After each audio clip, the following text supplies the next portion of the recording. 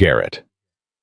Cole Mitchell pressed his dead daughter's ribbon against his chest and stared at the farmhouse that was supposed to be empty. Smoke curled from the chimney. Clothes hung on a line, and a woman with a rifle was walking straight toward him. He had paid every dollar he owned for this place. The bank swore nobody lived here anymore, but the look in her eyes told him somebody did, and she wasn't leaving. If you want to see how two broken hearts learn to trust again, subscribe now and stay until the end. Drop a comment telling me what city you're watching from. I want to know how far this story travels. Garrett Cole Mitchell hadn't cried in 6 years, not when they lowered his wife into the ground, not when his little girl followed 3 days later, not when he sold everything he owned and walked away from Tennessee with nothing but guilt and a faded ribbon that still smelled like Sarah's hair. But sitting on his horse at the edge of this Texas hill country, staring at the farmhouse that was supposed to be abandoned, he felt something crack inside his chest. Smoke rose from the chimney. Chickens scratched in a wire pen near the porch. A vegetable garden stretched along the side of the house, green and thriving in the July heat. And 3 horses stood tied to the fence, their coats gleaming with recent care. Garrett pulled the deed from his coat pocket. He had read it so many times the paper was soft at the creases. 40 acres, the document said. Unoccupied. Previous owners deceased. He had checked twice at the courthouse in San Antonio. He had asked the bank manager 3 times if anyone still lived here. Each time Marcus Ashford had smiled that oily smile and assured him the property was empty, ready for a fresh start. "You look like a man who needs one," Ashford had said. Garrett had handed over $500, everything he'd saved in 6 years of drifting. Everything he had left in this world except memories he couldn't outrun. Now he was looking at a home that clearly belonged to someone else. The front door opened. A woman stepped onto the porch, and Garrett's breath caught in his throat. She was beautiful in a way that had nothing to do with prettiness. Strong jaw, eyes the color of honey in sunlight, hair pulled back from a face that showed every year of hard work and harder choices. She was also holding a rifle. "That's far enough, mister." Her voice carried across the yard with the kind of authority that came from years of being in charge. Behind her, 2 more women appeared in the doorway. One had red hair and a hand resting on a pistol at her hip. The other was blonde and small, watching with wide, frightened eyes. Garrett raised both hands slowly, the deed still clutched in his right. "Ma'am, I don't mean any trouble." "Then you picked the wrong place to ride up on." She descended the porch steps, the rifle never wavering. "This is private property. You're trespassing." "I understand how this looks." Garrett kept his voice steady, the way he'd learned to do in the war when everything inside him was screaming. "But I've got papers here that say otherwise." The woman stopped 10 feet from his horse. Up close, he could see the exhaustion in her face. The kind that came from too many sleepless nights and too many battles fought alone. "Papers," she repeated, her tone flat. "A deed, ma'am. From Frontier Bank in Cedar Springs. I bought this property 3 days ago. Paid cash for it." Something flickered in her eyes. Not surprise. Something darker. Something that looked almost like resignation. "Is that so?" "Yes, ma'am. The bank told me this place had been empty for years. Said the previous owners were gone." The redhead on the porch laughed bitterly. "Gone. That's one word for it." "Eliza." The woman with the rifle silenced her with a look, then turned back to Garrett. "My name is Hannah Thornton. These are my sisters Eliza and Callie. This land belonged to our father before us, and it'll belong to us until we're dead in the ground. Which I'm starting to think is exactly what someone wants." Garrett felt the weight of her words settle into his bones. "I don't understand." "No, I don't reckon you do." Hannah lowered her rifle slightly, studying him with eyes that had seen too much betrayal to trust easily. "You're not the first man who's come here with papers from that bank, and I'm guessing you won't be the last." "Not the first." 2 weeks ago, a family from Philadelphia showed up with a deed just like yours. Said they'd bought the place sight unseen. We sent them away, But before they left, they told us something that made my blood run cold." The July heat pressed down on Garrett's shoulders, but a chill ran through him. "What did they say?" Hannah's jaw tightened. "They said the bank told them the previous owners had died in a fire. 3 sisters burned alive in their sleep." Garrett stared at her. At Eliza on the porch, very much alive and furious. At Callie in the doorway, small and frightened but breathing. "That's impossible," he said. "And yet here we are." Hannah gestured with the rifle toward the house. "Living and breathing on land someone's been selling out from under us. So you tell me, Mr. Mitchell. Garrett Mitchell. You tell me, Mr. Mitchell. Does any of this feel right to you?" It didn't. None of it felt right. The bank manager's nervous energy. The insistence on cash only. The way he'd rushed Garrett through the paperwork like a man trying to finish a bad deed before his conscience caught up.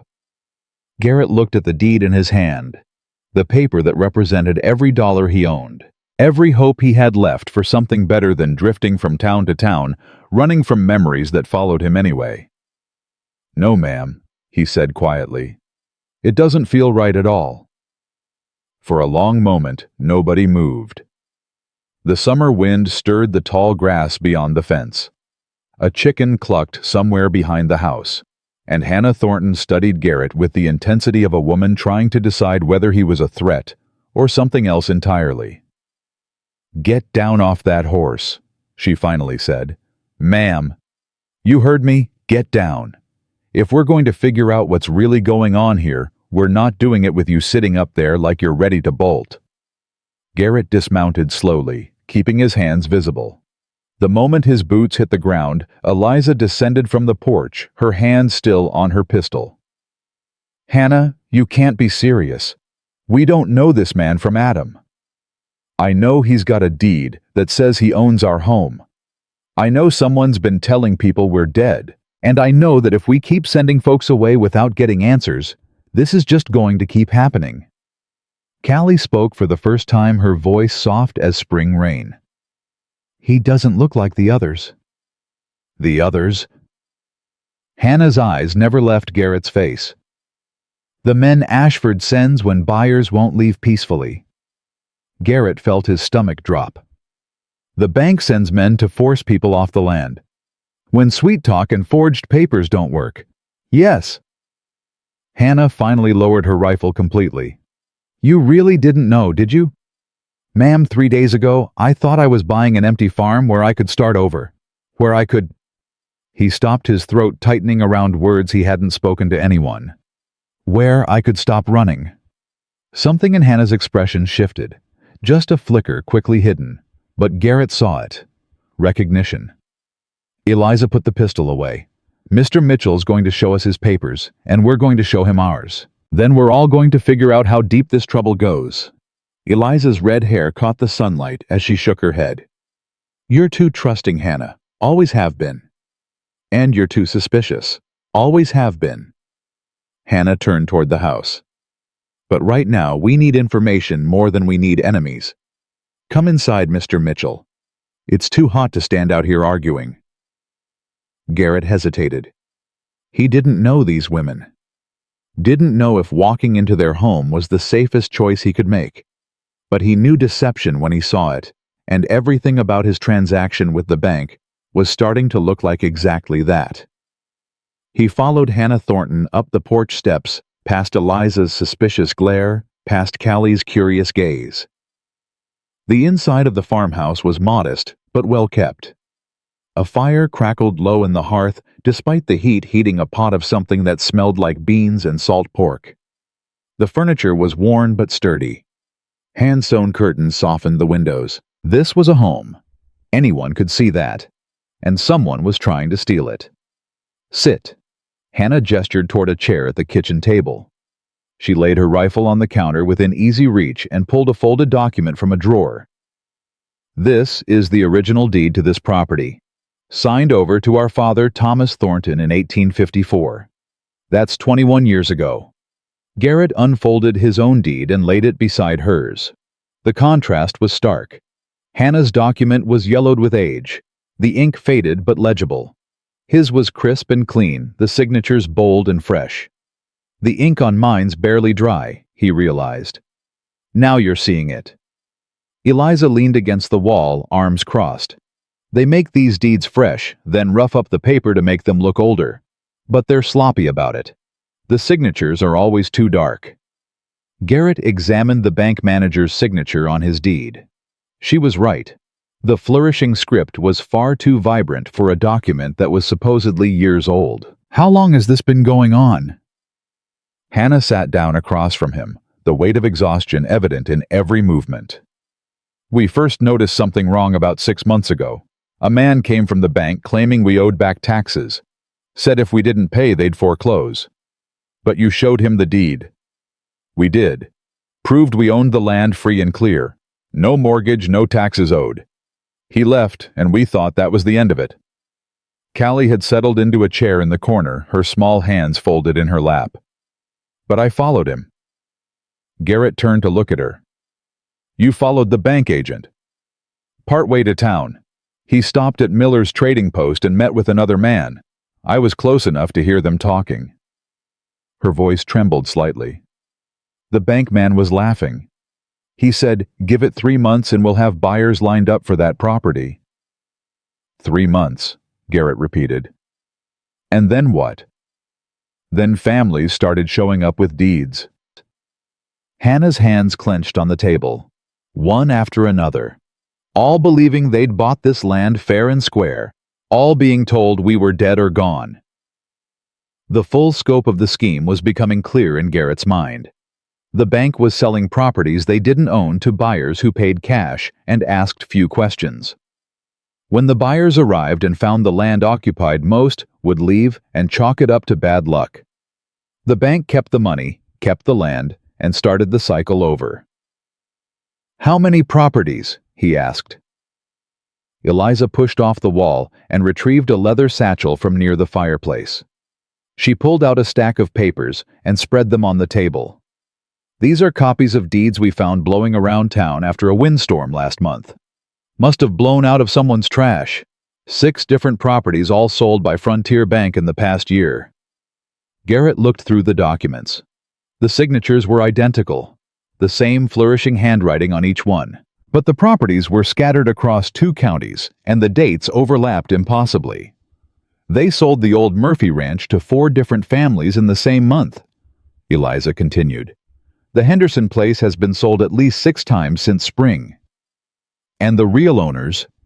Some have been run off, some have disappeared. Hannah's voice dropped. The Garcias, who had the spread east of town, they fought back hard, refused to leave. 3 weeks later, their barn burned down with half their livestock inside. They were gone by morning. Garrett's jaw tightened. He'd seen plenty of evil in his life. The war had shown him what men were capable of when they wanted something badly enough. But this kind of calculated cruelty turned his stomach. You've been fighting this for 6 months, he said. Alone. We've managed. But Hannah's voice betrayed her exhaustion. The 3 of us can handle the work, can handle most trouble that comes our way. But this isn't just trouble, Mr. Mitchell. This is a machine designed to crush people like us, and it's getting bolder. The bank's gotten greedy, Eliza added. Used to be they'd wait months between sales on the same property. Now they're not even waiting weeks. Garrett sat back, his mind racing. He had $500 invested in this scheme, every cent he owned. But looking at the 3 women around him, he realized something that surprised him. The money didn't matter as much as he thought it would. I'm going to get my money back, he said slowly. And I'm going to help you keep your land. Eliza laughed harshly. And why would you do that? You don't know us. You've got no stake in this fight. I've got 500 reasons to have a stake. And I've got... He paused, thinking of the ribbon in his pocket, of the family he couldn't save. I've got my own reasons for not walking away from people who need help. Hannah studied him with those honey-colored eyes. What kind of reasons? The kind I don't talk about, ma'am. But I'll tell you this. I've spent 6 years running from something I couldn't fix. I'm tired of running. And if there's a fight here worth fighting, then maybe that's what I've been looking for all along. Silence settled over the kitchen. Outside, the summer heat pressed against the windows. Inside, 3 women and 1 stranger sat with a stack of fraudulent deeds between them, contemplating war against an enemy with money and power and the law on its side. Finally, Hannah spoke. Eliza, put on some coffee. Mr. Mitchell's going to need it. She met his eyes with a look that was part challenge, part hope. We've got a lot of planning to do.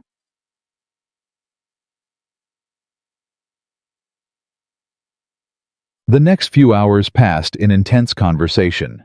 Garrett learned the rhythms of the Thornton household, the way Hannah took charge, while Eliza questioned every decision, the way Callie observed everything, with quiet intensity. He learned that their father had died of fever 8 years ago, leaving Hannah to raise her sisters alone at 26. That Hannah had been married briefly to a man named Daniel, who was killed in a ranching accident 3 years later. That Eliza had turned down 2 proposals because she didn't trust any man to respect her independence. That Callie had witnessed their father's death and still had nightmares about it. He didn't share his own story. Not yet. The words were stuck somewhere deep inside him, and these women had their own burdens to carry. But he noticed how Hannah watched him when she thought he wasn't looking. The way her expression softened just slightly when he spoke gently to Callie. The way she straightened her shoulders every time he said something that earned Eliza's grudging respect. She was fighting to stay guarded. He recognized it because he was doing the same thing. By the time the sun started dropping toward the horizon, they had a rough plan. Garrett would ride into town the next morning playing the part of an angry buyer demanding answers.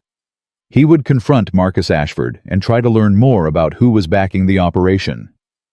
The bank can't be doing this alone, Hannah said. Ashford doesn't have the nerve for something this big. Someone's pulling his strings. I'll find out who. Garrett pushed back from the table. But I should make camp outside, give you ladies your privacy. Don't be ridiculous. Hannah stood as well. We've got a spare room, used to be Papa's office. It's not much, but it's better than sleeping on the ground. I don't want to impose, Mr. Mitchell. Hannah's voice cut through his protest. If you're really planning to help us fight this, then you're going to need rest. And I'm not about to explain to the sheriff why there's a strange man camping on our property. That's exactly the kind of thing Ashford would use against us. She had a point. Garrett nodded slowly. All right. I appreciate it, ma'am. Hannah, if we're going to be in this together, you can drop the ma'am. He met her eyes. In the golden light of late afternoon, they looked almost amber. Tired but unbroken. Guarded but not completely closed. Garrett, then. My friends call me Garrett. Something passed between them. Not quite trust. Not yet. But the beginning of something that could become trust if they gave it time and didn't destroy it first. Eliza cleared her throat loudly. I'll show him the room. You should rest, Hannah. You were up half the night with that sick calf. I'm fine. You're exhausted, and tomorrow's going to be harder than today. Eliza's voice softened slightly. Let me take care of this, please. Hannah hesitated, then nodded. She looked at Garrett one more time, and he could see the question in her eyes. The doubt. The desperate hope that she was making the right choice by letting a stranger into their lives. Good night, Mr. Garrett. We'll talk more in the morning. Good night, Hannah. She walked down the hallway toward her room, her shoulders still straight, despite the weariness in every step. Garrett watched her go, feeling something stir in a heart he'd thought had died years ago. Don't get any ideas. He turned to find Eliza watching him with narrowed eyes. Ma'am, I saw the way you looked at her, and I'm telling you right now, if you hurt my sister, any of my sisters, I will make you regret the day you rode onto this property. Garrett held her gaze steadily. I'm not here to hurt anyone. I'm here because I was cheated same as you. And because I'm tired of watching good people get trampled by bad ones. Pretty words. Honest ones. Eliza studied him for a long moment. Whatever she was looking for, she must have found some piece of it, because her expression shifted from hostile to merely suspicious. "The room's this way. There's a basin if you want to wash up. Privy's out back." "Thank you." "Don't thank me yet." She led him down a short hallway. "Thank me when this is over, and we're all still alive." The room was small, but clean. A narrow bed, a washstand, a window that looked out toward the barn. On the wall hung a faded photograph of a man with kind eyes and a thick mustache. Hannah's father, Garrett, assumed. Eliza paused in the doorway. "Mr. Thornton died in that bed. Hannah nursed him for 3 weeks before the fever took him. She was strong then, too. Had to be. Mama had passed 2 years before, and there was nobody else to hold things together." "She's remarkable." "She's everything." Eliza's voice carried a fierce protectiveness. "So I'm going to ask you one more time, Mr. Mitchell. Why are you really here, and don't give me that speech about being tired of running?" Garrett sat on the edge of the bed, suddenly feeling every one of his 38 years. He reached into his pocket and pulled out the faded ribbon. Held it for a moment before looking up at Eliza. "6 years ago, I had a wife and a daughter. Their names were Mary and Sarah. We had a good life in Tennessee. Small ranch, nothing fancy, but it was ours. Then the fever came through." Eliza's expression didn't change, but something in her posture softened. "I was away when it happened, drove cattle to market, and was gone for 2 weeks. By the time I got back—" His voice caught. He forced himself to continue. "By the time I got back, they'd been in the ground for 3 days. Neighbors buried them because I wasn't there to do it. I'm sorry. I've been running ever since, town to town, job to job, telling myself I was looking for a fresh start. But really, I was just trying to outrun the guilt of not being there when they needed me." He looked at the ribbon in his hand. Pink satin frayed at the edges. Sarah had worn it in her hair every Sunday for church. "This property was supposed to be my chance to stop running, to build something again. And now I find out it was all a lie. Just another thing I couldn't protect." Eliza was quiet for a long moment. When she spoke, her voice had lost its edge. "You couldn't protect them because you weren't there. That's not the same as not trying." "Doesn't feel different." "No, I don't imagine it does." She straightened in the doorway. "Get some sleep, Mr. Mitchell. Tomorrow we start fighting back. And I've got a feeling we're all going to need every ounce of strength we've got." She pulled the door closed behind her, leaving Garrett alone with his ghosts. He lay back on the bed, staring at the ceiling. Through the thin walls, he could hear the distant sounds of the household settling in for the night. Callie's soft voice saying prayers. Eliza moving through the kitchen, banking the fire. And somewhere Hannah resting at last after days of vigilance. These women didn't need him. They'd survived for years on their own, fighting off threats and keeping their land through sheer determination. But maybe that was exactly why he wanted to stay. Not because they needed him, but because he needed this. A fight worth fighting. A cause worth believing in. A reason to stop running. For the first time in 6 years, Garrett Cole Mitchell fell asleep without dreaming of flames. Garrett woke to the smell of coffee and bacon. For a moment he didn't know where he was. The ceiling was unfamiliar, the bed too soft. Then memory flooded back, and he sat up, reaching instinctively for the ribbon in his pocket. Still there, always there. He found the sisters already in the kitchen. Hannah stood at the stove, her hair damp from washing. Eliza sat at the table cleaning a pistol with practiced efficiency. Callie was setting out plates, her movements quick and nervous. "You sleep like the dead," Eliza said without looking up. "I checked on you twice to make sure you were still breathing." "Old habit. Learned to sleep hard when I could back in the war." Hannah turned from the stove. "Confederate? Does it matter? Not to me, but it might matter to some folks in town." She set a plate in front of him. "Eat. You'll need your strength for what's coming." Garrett ate quickly, watching the sisters move around each other with the ease of long practice. They communicated in glances and half-finished sentences, a private language built over years of shared hardship. "I've been thinking about your plan," Hannah said, sitting across from him. "Going in there alone is dangerous. Less dangerous than bringing all of you. If Ashford sees us together, he'll know we're working as a team." "He probably already knows." Eliza snapped her pistol back together. "Jed Collins rode out of here fast enough to spread the word. By now, half the town's heard about the stranger with the deed." "Good. Let them wonder. A nervous enemy makes mistakes."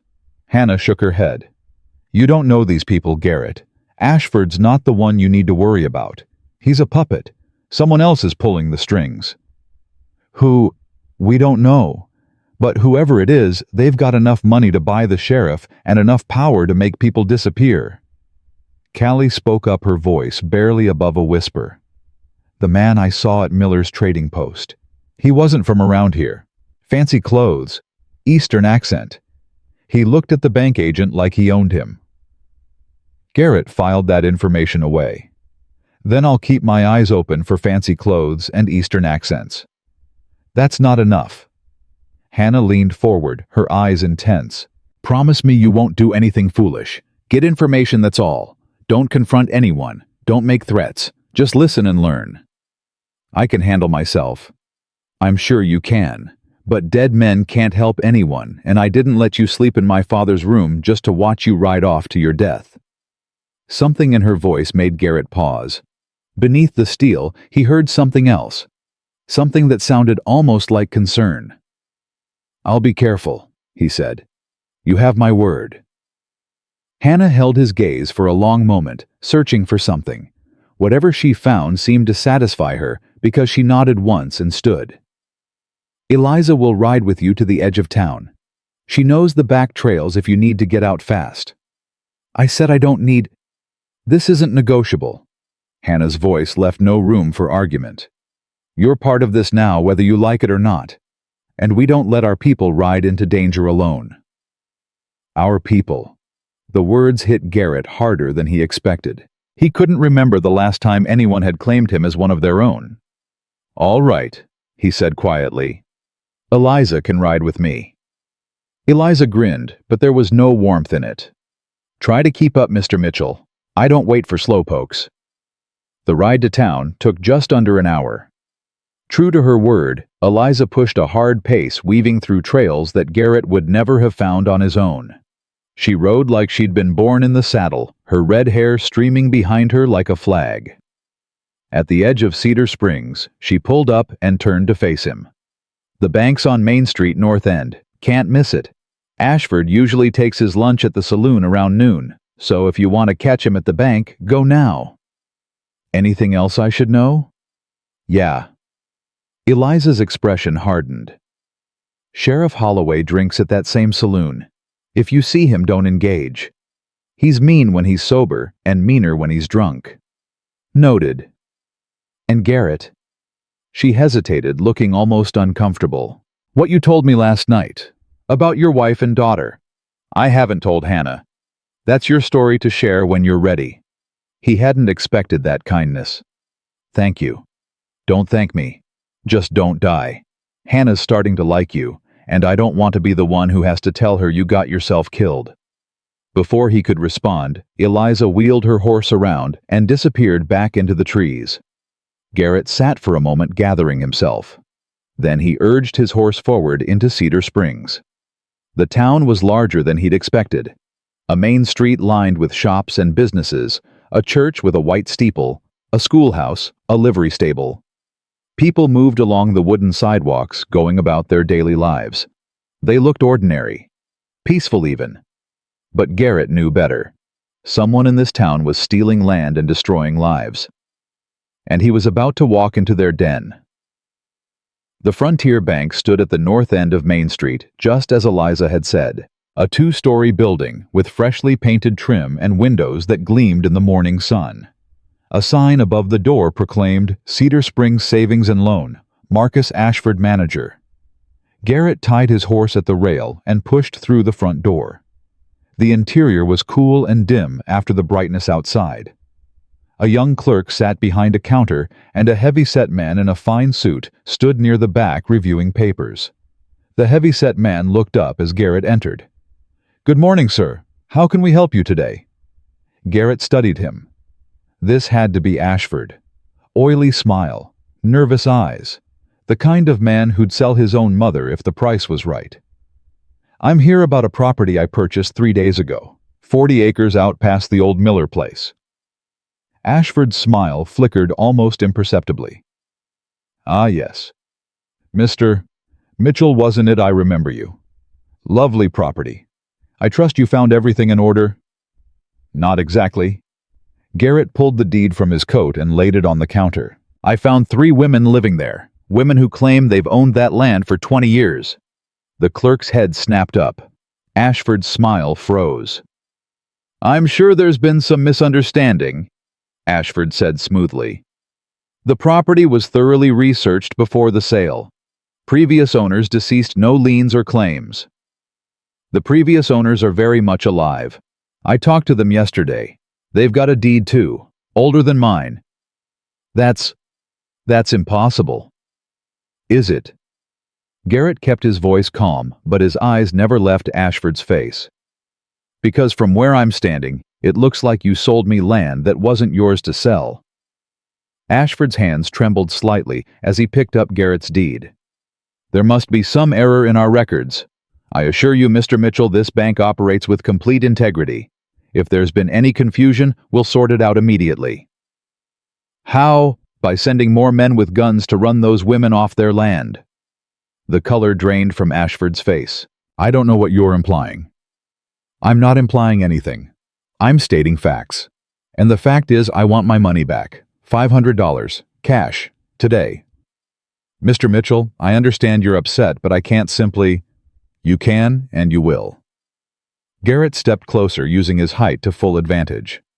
"Unless you'd prefer I ride to San Antonio and have a conversation with the territorial authorities about how this bank operates." Ashford's eyes darted to the door, then back to Garrett. Sweat beaded on his forehead despite the cool interior. "Perhaps we should discuss this in my office, more privately. I'm comfortable right here." "Please, Mr. Mitchell, there are aspects of this situation that require discretion." Against his better judgment, Garrett followed Ashford through a door at the back of the building. The office beyond was well appointed with leather chairs and a mahogany desk covered in papers. But Garrett barely noticed the furnishings. His attention was fixed on the man already seated in one of the leather chairs. Tall, thin, silver hair swept back from a face that looked like it had been carved from granite. He wore a suit that probably cost more than most folks in Cedar Springs earned in a year. And his eyes pale blue and utterly cold, fixed on Garrett with the dispassion of a snake studying a mouse. "Mr. Mitchell," Ashford said, his voice strained, "allow me to introduce Mr. Vernon Blackwood. He's an investor from San Antonio who has interests in our operations." Blackwood didn't stand, didn't offer his hand, just studied Garrett with those ice-cold eyes. "So you're the one causing trouble at the Thornton property." News travels fast. "In my business, it has to." Blackwood gestured to the empty chair across from him. "Sit down, Mr. Mitchell. Let's have a civilized conversation about your concerns." Garrett remained standing. "My concerns are pretty simple. I paid $500 for a property that already belongs to someone else. I want my money back."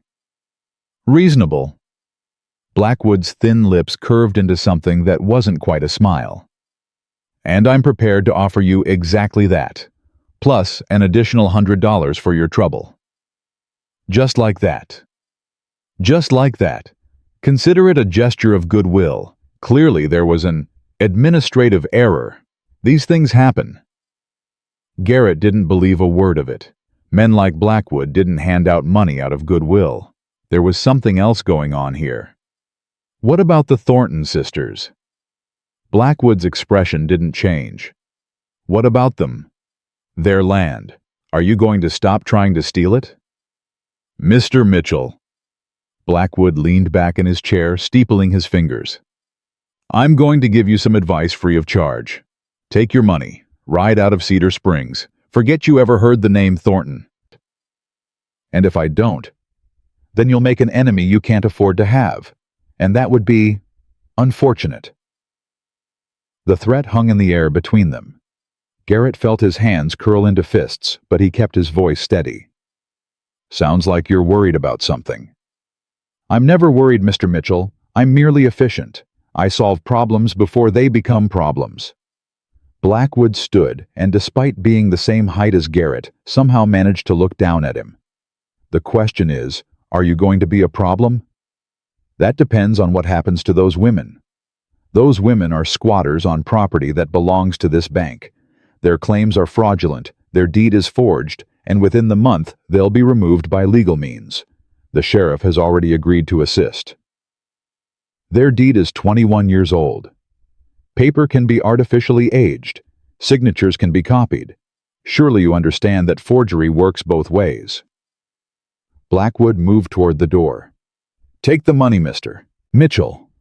$600 is more than enough to start over somewhere else. Somewhere far from here." He paused at the door, looking back over his shoulder. "I'll give you until sundown to decide. After that, the offer disappears. And so I'm afraid, will your options." He left. The door clicked shut behind him, and Garrett was alone with Ashford, who looked like he might be sick at any moment. "Who is he?" Garrett demanded. "What's really going on here?" Ashford collapsed into his chair, mopping his forehead with a handkerchief. "Please, Mr. Mitchell, please just take the money and go. You don't understand what you're dealing with." "Then help me understand." "I can't." Ashford's voice cracked. "I'm in too deep. We all are. The sheriff, the judge, half the business owners in town. Blackwood has his hooks in everyone." "Why? What does he want?" Ashford hesitated, glancing at the closed door. When he spoke again, his voice was barely a whisper. "The railroad. They're planning to extend the line through this region. Blackwood found out before anyone else.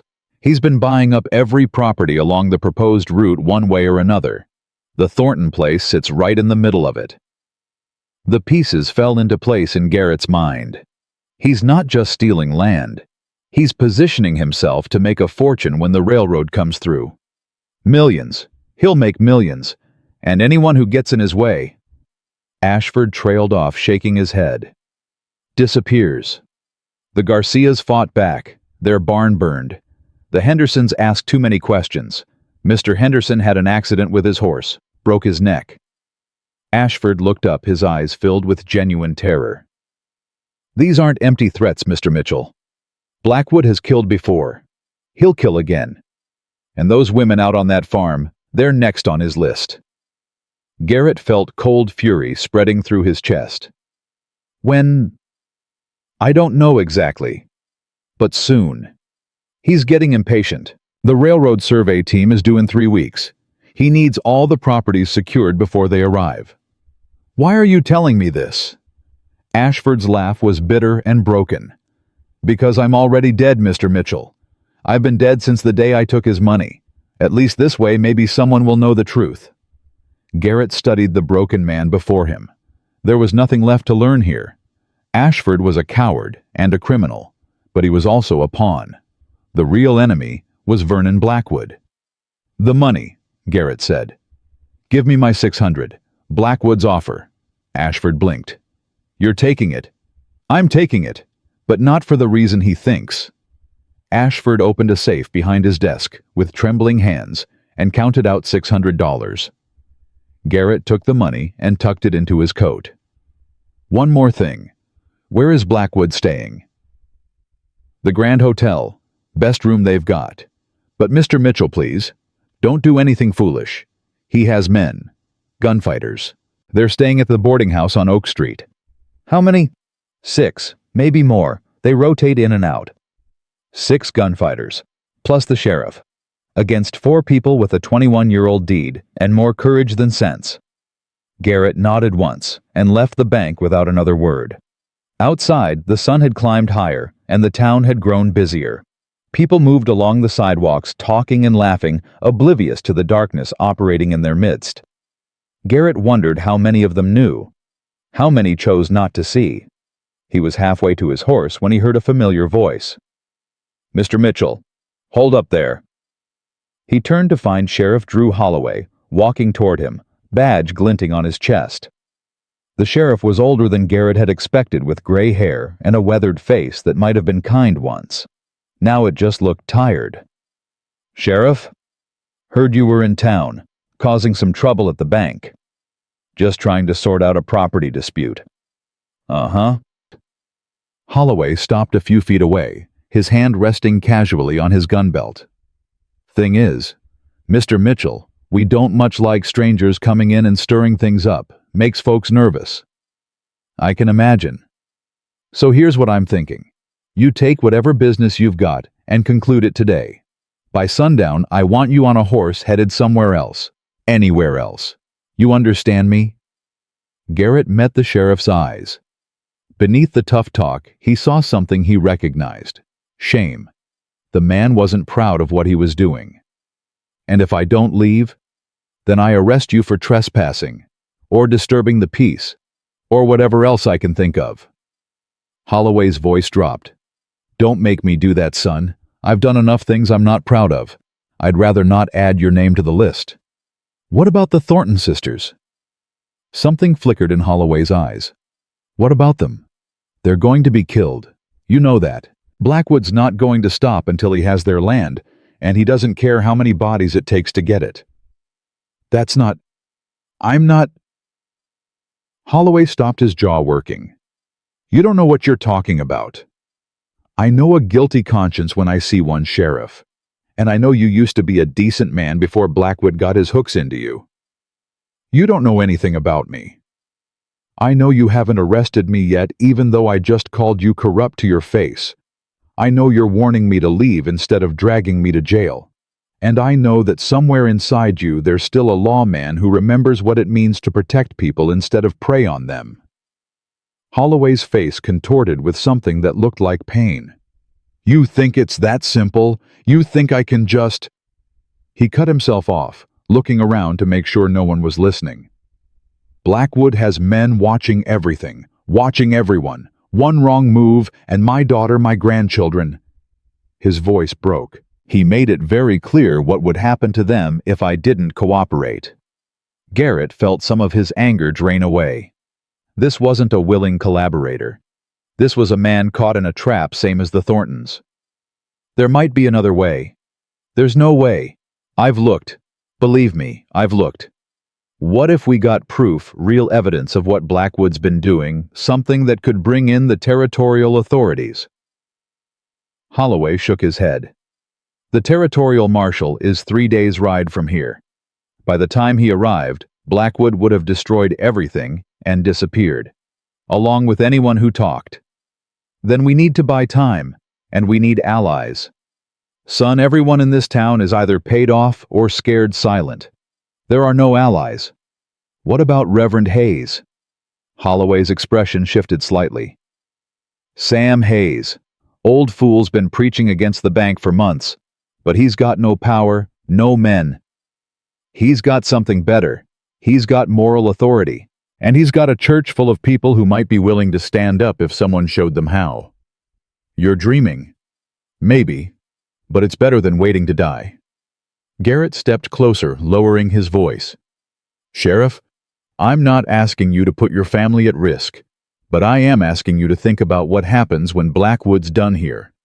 You think he's going to leave witnesses. You think anyone who knows what he's done is going to live to tell about it. Holloway's face went pale. It was clear this thought had occurred to him before. When this is over one way or another, he's going to clean house. That includes you. That includes Ashford. That includes anyone who can connect him to murders and theft. Your only chance, your family's only chance, is if Blackwood goes down first. For a long moment, Holloway said nothing. His hand moved away from his gun belt, and his shoulders seemed to sag under an invisible weight. I can't help you openly. He's got eyes everywhere. I'm not asking you to. I'm asking you to look the other way when the time comes. And maybe if you hear anything useful, find a way to pass it along. That's a lot of maybes. It's better than nothing. Holloway looked down at his boots, then back up at Garrett. There's a man. Works at the livery stable. Name's Tom Reeves. He's been collecting information for months trying to build a case. Lost his brother to one of Blackwood's accidents last spring. If you want allies, start there. Thank you. Don't thank me. Holloway's voice was bitter. And don't come looking for me again. This conversation never happened. He walked away, disappearing into the saloon without a backward glance.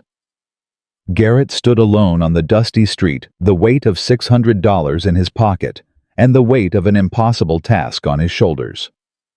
3 weeks until the railroad survey arrived. 6 gunfighters plus Blackwood and his resources. A corrupt sheriff, a terrified town, and 3 women who refused to give up their home. The odds were terrible. The chances of success almost non-existent. But for the first time in 6 years, Garrett Cole Mitchell felt something that wasn't grief or guilt or the endless desire to run. He felt purpose. He found Tom Reeves in the livery stable, mucking out a stall with the grim determination of a man who'd found purpose in the most unlikely places. Reeves was young, maybe 25, with the kind of wiry strength that came from years of hard labor. When Garrett mentioned Holloway's name, Reeves stopped working and stared at him. "The sheriff sent you Drew Holloway." "He did. Said you've been collecting information about Blackwood." Reeves set down his pitchfork and wiped his hands on his trousers. "Keep your voice down. Come on, follow me." He led Garrett to a small back room filled with horse tack and supplies. Once the door was closed, Reeves pulled a loose board from the wall and retrieved a leather satchel. "I've been at this for 8 months. Since my brother Charlie died." Reeves opened the satchel and spread its contents on a workbench. Papers, letters, hand-drawn maps.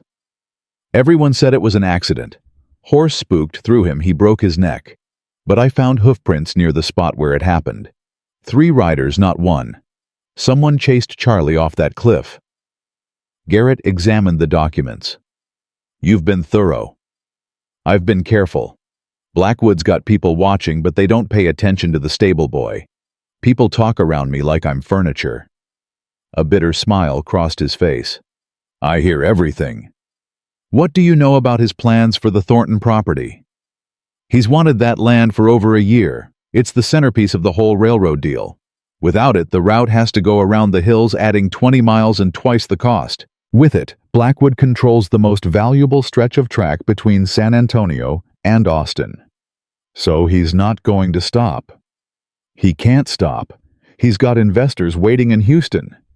If he doesn't deliver that land by the time the survey team arrives, his whole empire collapses."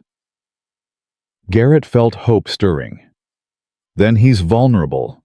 He needs the Thornton land more than anything else. He does.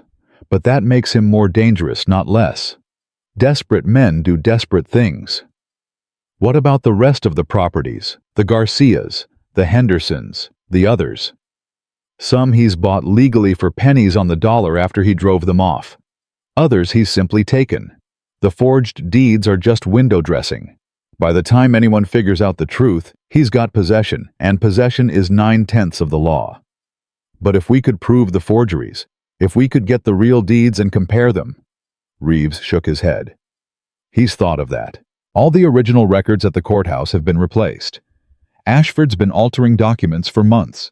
The only real deeds left are the ones people kept in their homes. Like the Thorntons. Exactly. That's why he can't just forge a sale. He needs the originals destroyed. And the only way to do that is to destroy the house with everyone in it if necessary. The fire. Garrett remembered what Hannah had told him about the false story spread by the bank. He was planning to burn them out all along. Probably. But they've been too careful, too vigilant. He can't get close enough without raising suspicion. Reeves paused, his expression darkening. At least he couldn't until now. What do you mean? I heard something this morning. One of Blackwood's men was talking at the saloon. Said they've got a new plan. Something about waiting for the women to leave the property, then moving in while they're gone. Garrett's blood ran cold. Leave the property? Why would they? He stopped mid-sentence, as understanding hit him like a fist. The bank. The $600. The sundown deadline. Blackwood hadn't offered him money out of generosity. He'd offered it as bait. He knew Garrett would ride back to the Thornton farm, probably with the sisters, to tell them what he'd learned. And while they were distracted, focused on the new information and the money and the hope of a solution, "They're going to hit the farm tonight," Garrett said, "while everyone's attention is somewhere else." Reeves's face went pale. "You're sure?" "It's what I would do."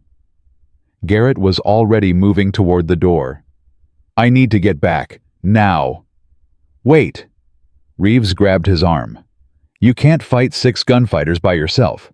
Let me gather some men. There are others who want to see Blackwood fall. Give me a few hours." "I don't have a few hours. If I'm right, they're already moving."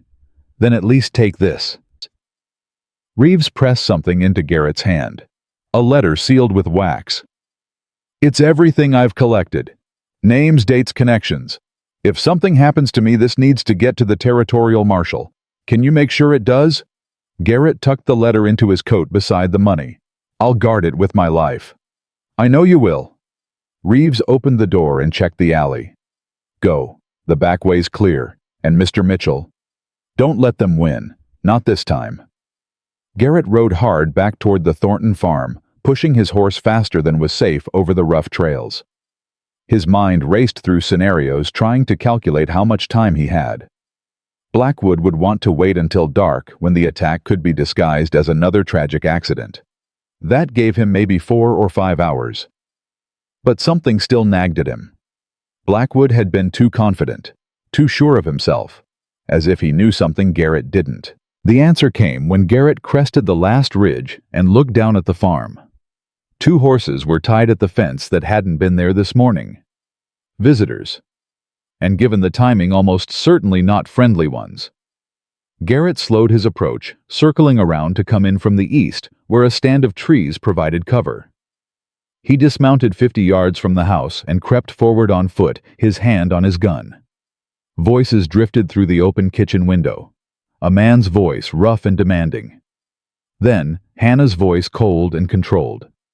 "I've already told you. We're not leaving. This is our land, and we have every right to be here. And I've already told you, Miss Thornton, you've got until sundown to clear out, or there'll be consequences. Mr. Blackwood's being real generous giving you this much time. Most folks don't get any warning at all." Garrett edged closer, peering through the window. 2 men stood in the kitchen, both armed. One was tall and thin with a mean face. The other was shorter, heavier, and looked like he'd seen his share of fights. Hannah stood facing them, her chin raised in defiance. Behind her, Eliza had her hand on her pistol, and Callie was pressed against the wall, trembling. "Get out of our house," Hannah said. "Now." The tall man laughed. "Or what? You'll shoot us." "Go ahead. Then the sheriff arrests all 3 of you for murder, and Blackwood takes the land anyway. We'll go to the authorities." "The authorities work for us, sweetheart." The man stepped closer, invading Hannah's space. "There's nobody coming to save you. Nobody who cares what happens to 3 stubborn women on a farm nobody wants." "You're wrong." Garrett kicked open the back door and stepped into the kitchen, his gun drawn and aimed at the tall man's chest. "Someone does care, and you're going to leave now while you still can." For a moment, nobody moved. Then the shorter man went for his gun, and Garrett fired. The bullet took him in the shoulder, spinning him around and dropping him to his knees. The tall man froze his hand halfway to his holster. "Don't," Garrett said quietly. "I've got 5 more bullets, and I guarantee I can put them all in you before you clear leather." "You're making a big mistake," the tall man said. But his hand moved away from his gun. "Maybe, but it won't be my first, and it probably won't be my last. Now pick up your friend and get out. Tell Blackwood if he wants this land, he's going to have to come take it himself." The tall man's eyes burned with hatred, but he knew he was beaten. He helped his wounded companion to his feet and half dragged him toward the front door. "This isn't over," he said. Blackwood doesn't give up, and when he comes back, he won't send 2 men. He'll send an army. I'll be waiting." The door slammed behind them. Garrett heard horses galloping away, and only then did he lower his gun. Hannah was staring at him, her face a mix of relief and something else he couldn't quite read. "You came back," she said. "I said I would.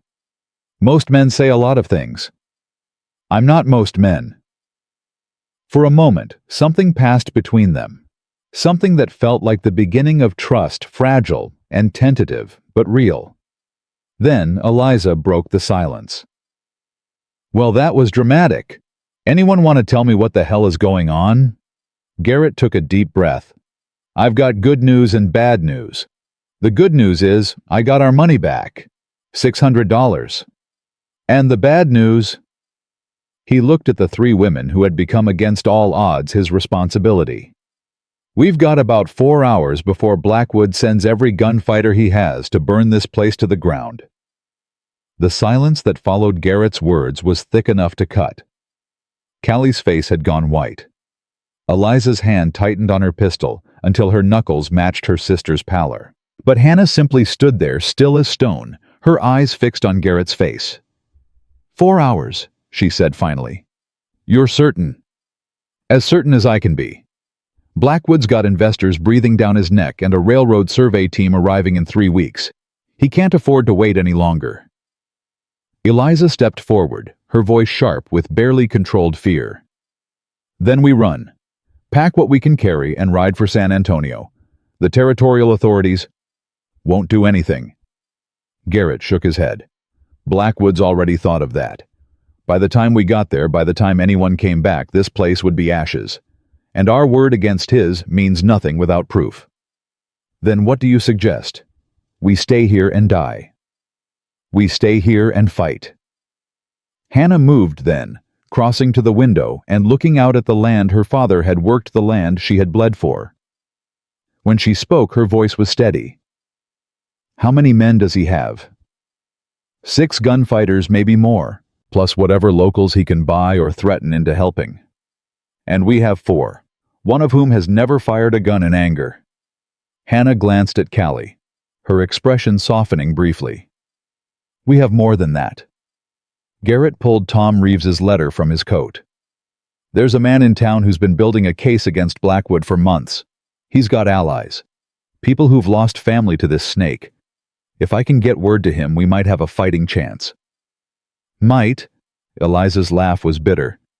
"That's a lot of blood to spill on a mite." "Eliza."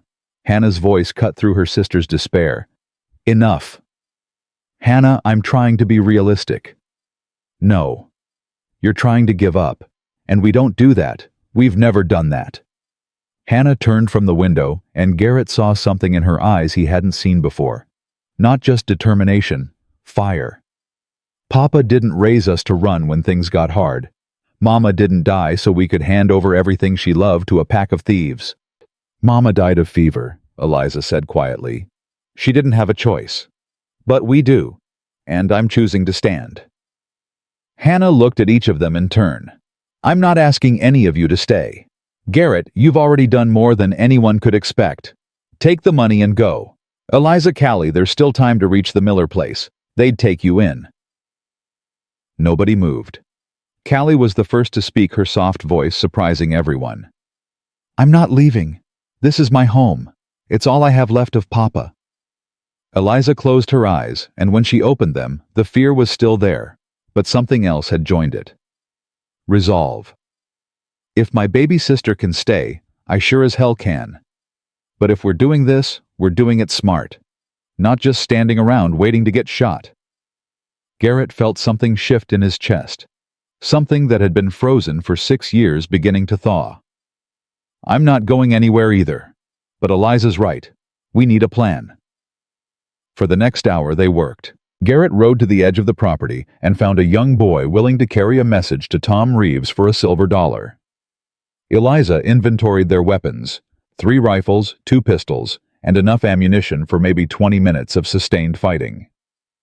Callie gathered food and water and medical supplies, her hands steady despite her fear. And Hannah. Hannah walked the perimeter of the farm studying approaches and sight lines with the eye of a general preparing for battle.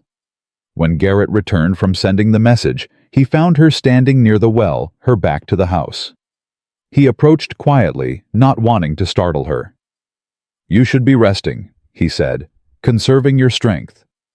"I tried, can't seem to quiet my mind." He stood beside her close enough that their shoulders almost touched. "What are you thinking about?" "My husband, Daniel." She paused, and Garrett waited. "He died 3 years ago. Accident with a horse or so, everyone said. But now I wonder." "You think Blackwood was involved?" Daniel was asking questions about the bank, about some missing cattle and forged bills of sale. A week later, he was dead. Her voice cracked slightly. "I never connected it until now." Garrett didn't reach for her. Didn't try to offer comfort with touch. He knew better than anyone that some grief couldn't be soothed by physical contact. "I lost my wife and daughter 6 years ago," he said instead. "Fever took them while I was away selling cattle. By the time I got back, they'd been in the ground for 3 days. Hannah turned to look at him. "I'm sorry." "So am I. Every day. I've been running from that guilt ever since. Telling myself that if I kept moving, kept working, kept not thinking about it, maybe it would hurt less." "Does it?" "No. It just hurts different." They stood in silence for a moment. Then Hannah said something that broke through every wall Garrett had built around his heart. "When this is over, whatever happens, I'm glad you came. Even if you were trying to take my home, you stayed to help save it. That means something." "Hannah, don't." She held up a hand. "Don't make promises you might not be able to keep. Let's just survive tonight. We can figure out the rest tomorrow." She walked back toward the house, leaving Garrett alone with feelings he didn't know how to name. The sun was starting to drop toward the horizon when Tom Reeves arrived with 4 other men. They came armed and grim-faced, riding hard up the dirt road with the look of people who'd already decided to die if necessary. "This is everyone I could gather on short notice," Reeves said, dismounting. "Ben Howard lost his farm to Blackwood last year. Miguel Santos and his brother Luis, their cousin, disappeared after refusing to sell. And old Pete Granger, who's just been waiting for a chance to put a bullet in someone who deserves it." Pete Granger was 70 if he was a day, with a white beard and eyes that sparkled with dangerous humor. "I've been practicing my aim for 6 months. Figure I've got maybe 10 good shots left in me before my eyes give out completely. Might as well use them on something worthwhile." Despite the tension, Garrett felt a smile tug at his lips. "Glad to have you, Mr. Granger." "Just Pete, and I should be thanking you. I was starting to think I'd die in bed like some old woman. This is a much better way to go." The next hour was spent positioning. Reeves knew the area well and suggested defensive points that would give them the best advantage. They spread out around the farmhouse, creating overlapping fields of fire that would make any direct assault costly. As darkness began to fall, Garrett found himself next to Hannah behind a low stone wall near the barn. "Scared?" he asked. "Terrified." She checked her rifle for the 3rd time. "But I've been scared before. Scared when Papa died. Scared when Daniel died. Scared every night since Blackwood started circling. Fear doesn't mean you stop. It means you keep going anyway." "You sound like someone I used to know." "Your wife." "My sergeant. Meanest man in Tennessee, but he kept us alive through 3 years of war when everyone around us was dying." Garrett paused. "He used to say that courage wasn't about not being afraid. It was about being afraid and fighting anyway." Smart man. He was, until a Yankee bullet proved he was just as mortal as the rest of us. Before Hannah could respond, a low whistle came from the ridge where Ben Howard was positioned. The signal they'd agreed on.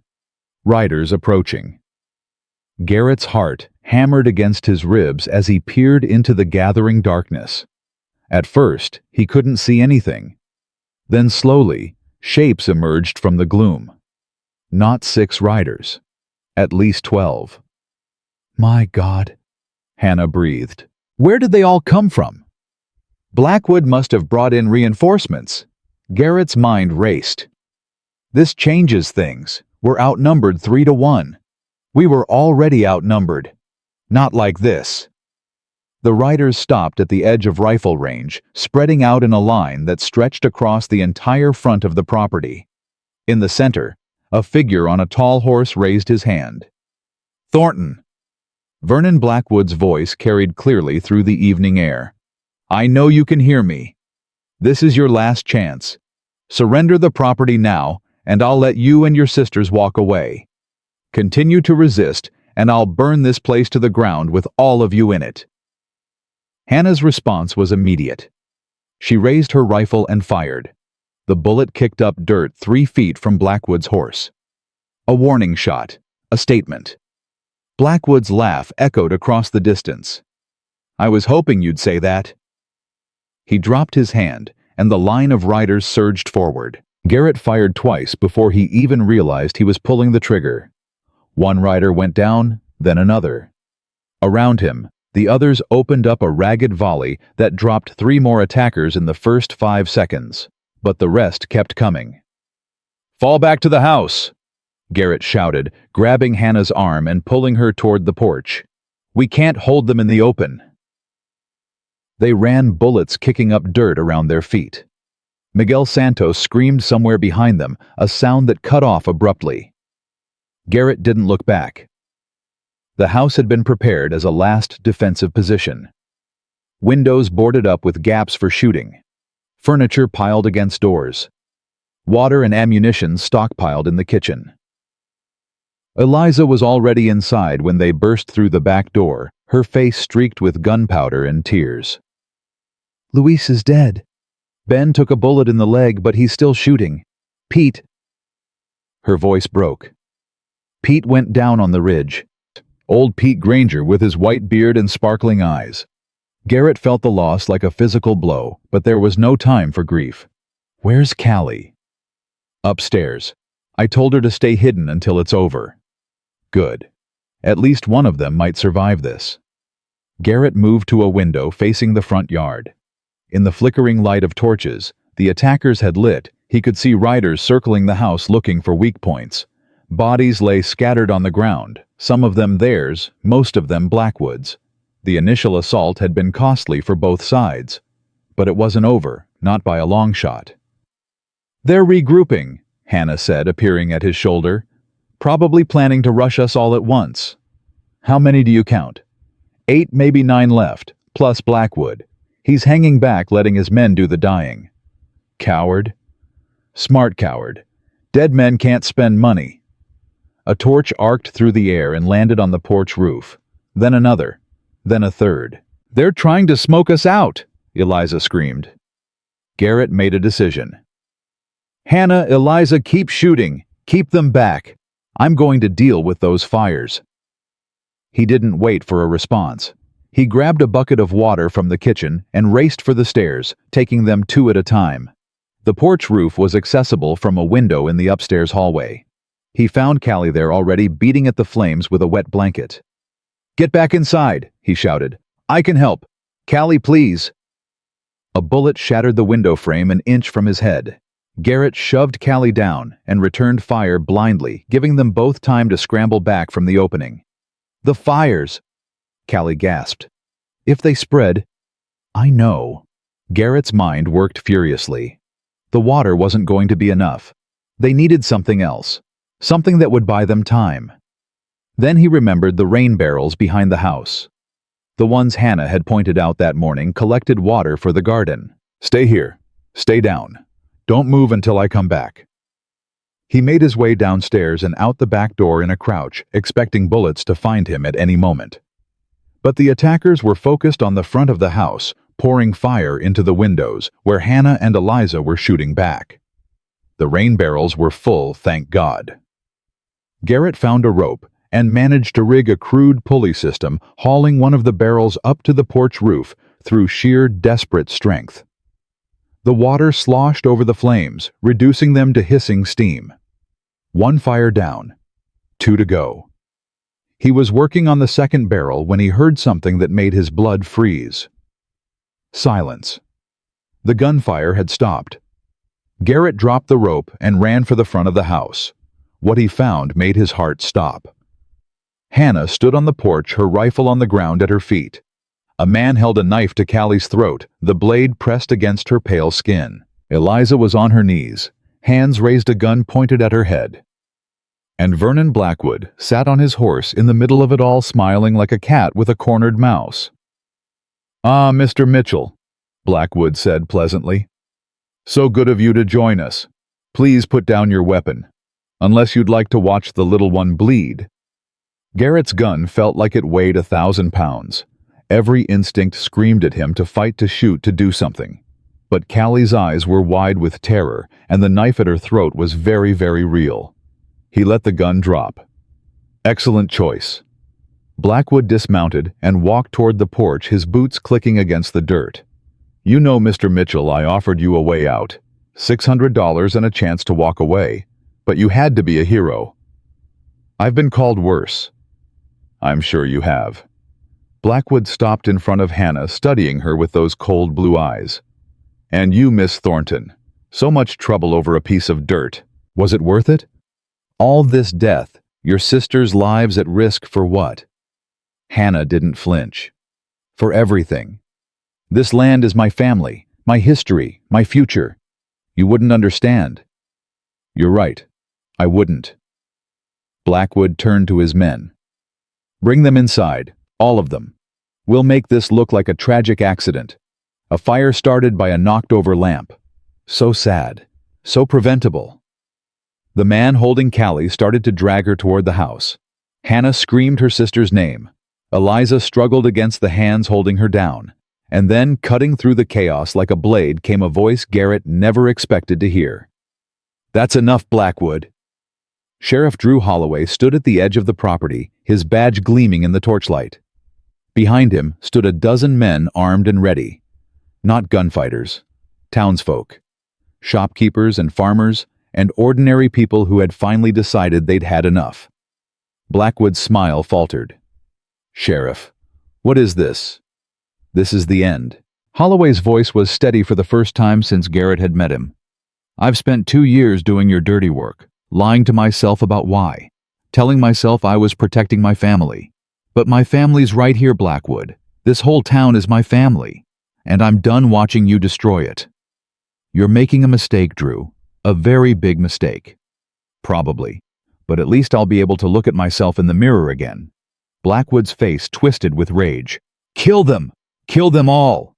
But his remaining men were looking at the armed townspeople, doing the math and finding the numbers unfavorable. One by one they dropped their weapons. The man holding Callie was the last to surrender. He shoved her toward Hannah and raised his hands. Blackwood stood alone, his empire crumbling around him. "You can't do this," he said, his voice rising. "I have connections. I have money. I'll destroy all of you." Garrett picked up his gun. "You're done destroying people." Blackwood went for a derringer hidden in his vest. Garrett was faster. One shot clean and true, and Vernon Blackwood fell dead in the dirt of the Thornton farm, surrounded by the land he had tried to steal and the people he had tried to break. The silence that followed was deafening. Then Callie burst into tears, and Hannah gathered both her sisters in her arms, and the townspeople began to move forward, helping the wounded, securing the prisoners, doing all the things that needed to be done when a battle was finally over. Garrett stood apart watching. His hands were shaking. There was blood on his shirt, though he couldn't tell anymore whose it was. Sheriff Holloway approached him looking older than he had an hour ago. "Hell of a night, Mr. Mitchell." "Hell of a night," Garrett agreed. "You know this isn't really over. Blackwood had partners, investors. They'll send lawyers, maybe worse." "I know. But for tonight it's done. For tonight the good guys won." Holloway extended his hand. "Thank you for reminding me who I used to be." Garrett shook it. "Thank yourself. You're the one who showed up." Holloway smiled, the first genuine smile Garrett had seen from him. "Couldn't let you have all the glory, could I?" He walked away to help organize the cleanup, leaving Garrett alone again. But not for long. Hannah approached slowly, her face streaked with tears and gunpowder and exhaustion. She stopped in front of him, looking up with those honey-colored eyes that had seen too much pain and too little kindness. "You stayed," she said simply. "I told you I would." "I know. But saying and doing are different things. Most men—" "I'm not most men." She smiled then, small and fragile, but real. "No. I'm starting to see that." She reached out and took his hand. Her fingers were cold, trembling slightly, but her grip was strong. "What happens now?" she asked. Garrett looked at the farmhouse, battered but standing, at Eliza and Callie huddled together on the porch, at the townspeople working together to clean up the wreckage of Blackwood's ambition. "Now," he said quietly, "we rebuild." The days following Blackwood's death should have been peaceful. They weren't. Garrett worked alongside the Thornton sisters from dawn until dusk, repairing the damage from the attack. Bullet holes needed patching. Broken windows needed replacing. The porch roof, half burned, despite his efforts, needed to be rebuilt entirely. But physical labor couldn't fix what had broken inside them. Callie woke screaming every night, reliving the moment when cold steel had pressed against her throat. Eliza buried her grief for Pete Granger and the others in a fury of activity, snapping at anyone who tried to slow her down. Hannah held everything together during the day, but Garrett caught her crying by the well when she thought no one was watching.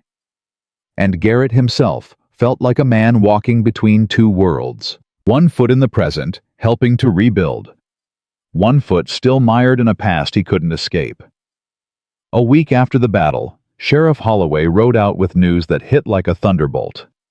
"The territorial marshal is coming," he said, dismounting in front of the farmhouse. "Got a wire this morning. He'll be here in 3 days." Hannah set down the hammer she'd been using. "That's good news, isn't it? We can show him everything. Tom Reeves's documents, the forged deeds, all of it." Holloway's face told a different story. "There's more. Blackwood's investors in Houston have sent their own man ahead, a lawyer named Cornelius Whitmore. He arrived in town last night and he's already filing motions." "Motions for what?" Eliza demanded. "Murder charges, against all of you." The word hung in the air like smoke from a fire. Garrett felt his stomach drop. "Murder?" Hannah repeated, her voice flat. "We were defending our home." "I know that. But Whitmore's arguing that Blackwood came here to negotiate peacefully and you ambushed him. He's got 3 of the surviving gunfighters willing to testify." "Those men attacked us." Callie's voice rose with panic. "They had torches. They were going to burn us alive." "I know, sweetheart." Holloway's voice was gentle but tired. "But the law doesn't always care about what's true. It cares about what can be proven. And right now Whitmore's spinning a story that makes Blackwood look like a victim, and all of you look like murderers." Garrett stepped forward. "What about the townspeople who came to help? They saw everything. Whitmore's already working on that. He's offering money to anyone who'll change their story. Threatening others. Half the folks who stood with us that night are too scared to testify." "So we're back where we started." Eliza's voice was bitter. "Fighting people with more money and power than us." "Not quite." Holloway pulled a folded paper from his coat. "Before I came out here, I did some digging of my own. Turns out Cornelius Whitmore has a past. He was disbarred in Louisiana 10 years ago for bribing a judge. Got his license reinstated in Texas through some friends in high places, but the records are still there." Hannah took the paper, scanning it quickly. "This could discredit him." "Could. But we'd need someone to present it properly, someone who knows the law." "We don't have a lawyer," Garrett said. "Actually, you might." Holloway's expression shifted slightly. "There's a woman in town. Arrived about a month ago. Name's Elizabeth Warren. She's not practicing, but she studied law back east. Her husband was killed by railroad men in Kansas, and she's been drifting ever since." "A woman lawyer?" Eliza's eyebrows rose. "In Texas?" "She can't represent you in court, not officially, but she could help you prepare, coach you on what to say, how to present the evidence." Holloway paused. "She's staying at the boarding house. Room at the end of the hall.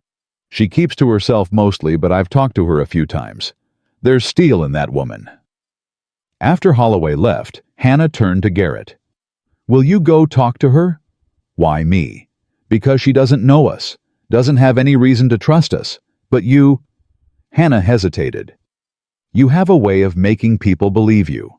I saw it with Ashford, with Holloway, even with Eliza, and she doesn't trust anyone." "Hey!" Eliza protested, but there was no heat in it. Garrett looked at Hannah at the hope and fear warring in her eyes. She was asking him to stay involved, to keep fighting. Part of him wanted to refuse. Part of him wanted to take his $600 and ride away before this got any worse.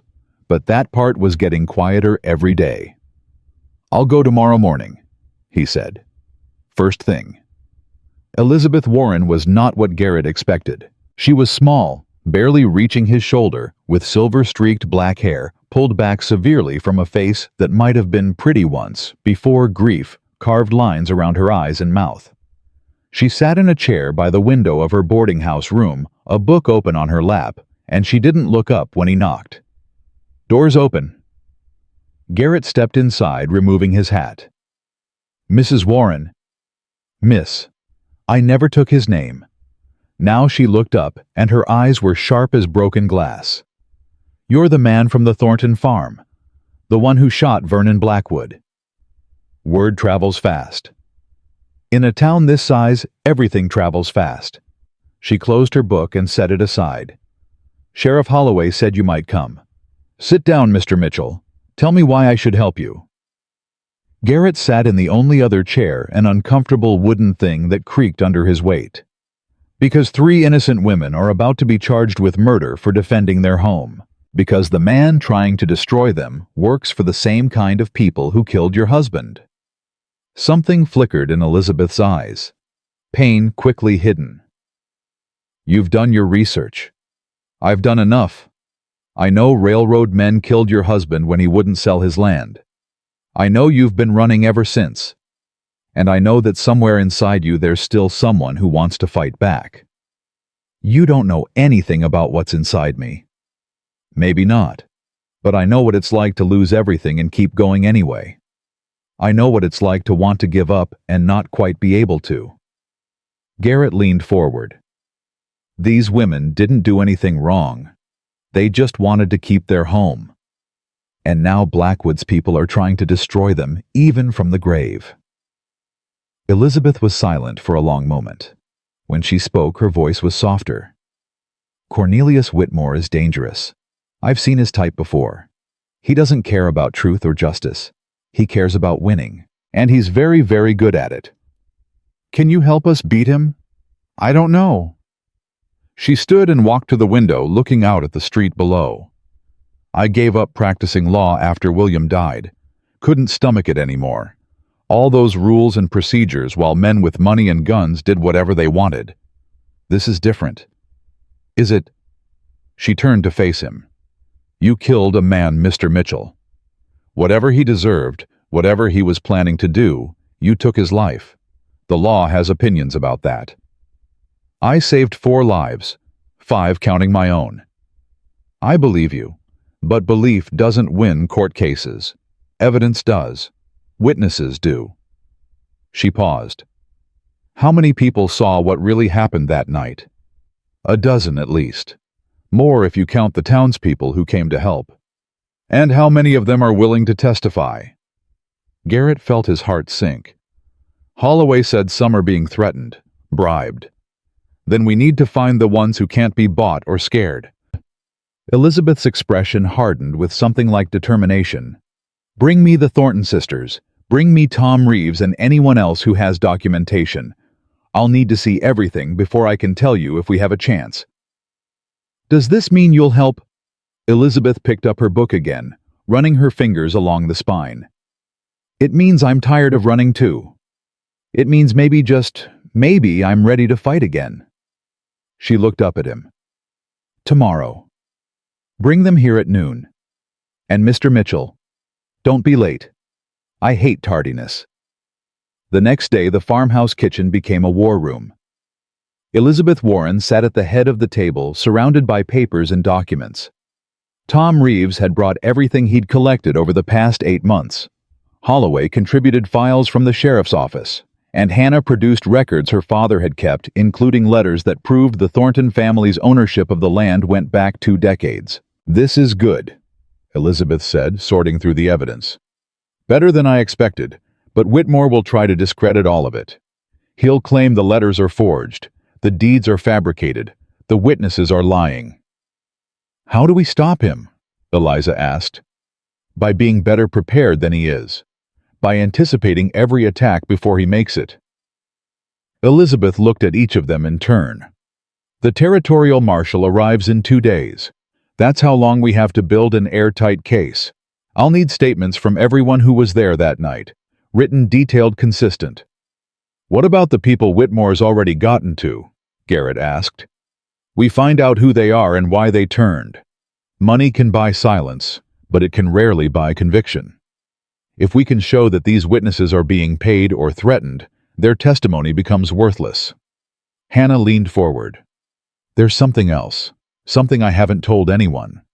She hesitated, glancing at her sisters. "The night Daniel died, he left me a letter. He said if anything happened to him, I should take it to the authorities in San Antonio." "What kind of letter?" "Names, dates, amounts." He'd been tracking Blackwood's operation for months before he was killed. He knew about the railroad scheme before anyone else did. Elizabeth's eyes widened. "You have this letter." "I have it. I've been keeping it hidden for 3 years. I was too scared to use it. Too scared of what might happen if I did." "Where is it now?" Hannah stood. "I'll show you." She led them to her father's old office where Garrett had slept that first night.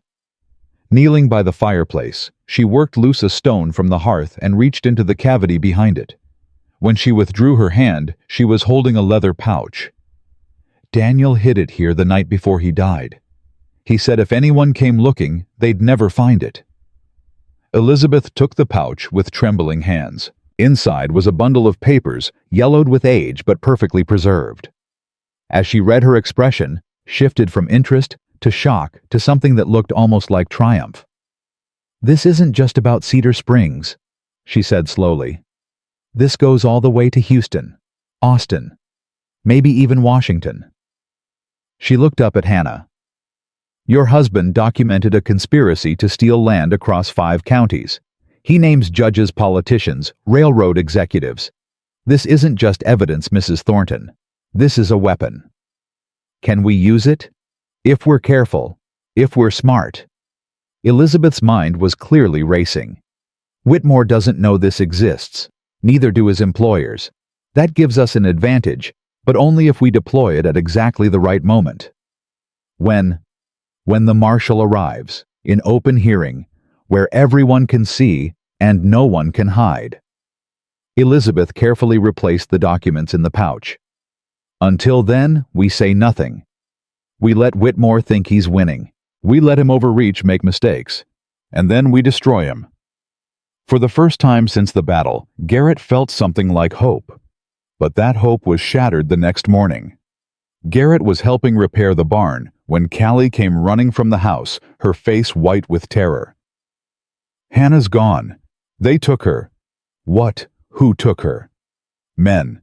3 of them. They came while Eliza was in the field. They grabbed Hannah and rode off toward town." Callie was sobbing now, barely able to get the words out. "They left this." She thrust a crumpled paper into Garrett's hands. The message was short and brutal. "Bring the documents to Miller's Trading Post by midnight. Come alone. If we see anyone else, Mrs. Thornton dies." Garrett felt his blood turn to ice. "When did this happen?" "Maybe an hour ago. I tried to follow, but they shot at me. Garrett, what do we do?" His mind raced. Whitmore. It had to be Whitmore. Somehow he'd learned about Daniel's letter, about the evidence that could destroy him and everyone he worked for. "Get Eliza. Find Elizabeth Warren and Sheriff Holloway. Tell them what happened." "But they said to come alone." "I know what they said, but I'm not going to let Hannah die, and I'm not going to give up the only leverage we have." He grabbed Callie's shoulders, forcing her to meet his eyes. "Listen to me. These people are desperate. They'll kill Hannah whether I bring the documents or not. The only way to save her is to be smarter than they are. How? I don't know yet, but I'll figure it out." He released her and moved toward his horse. "Go, find the others. Tell them to meet me at the ridge overlooking Miller's place at 11. Can you do that?" Callie nodded, wiping her tears. "I can do it." "Good girl." Garrett rode hard for Miller's trading post, his mind working furiously. The kidnappers wanted the documents. They thought that eliminating the evidence would eliminate the threat. But they didn't know about Tom Reeves's copies. They didn't know about Elizabeth Warren's preparations, and they didn't know that half the town was ready to stand against them. The question was whether any of that would matter if Hannah died. He reached Miller's place 2 hours before midnight. The trading post was dark closed for the night, but Garrett could see horses tied behind the building, at least 4 of them. 4 men, maybe more inside. He circled wide, approaching from the east where a stand of trees provided cover. His rifle was loaded, his pistol was loaded, but weapons wouldn't be enough, not against these odds. He needed a plan. And then, like a gift from heaven, he saw something that made his heart leap.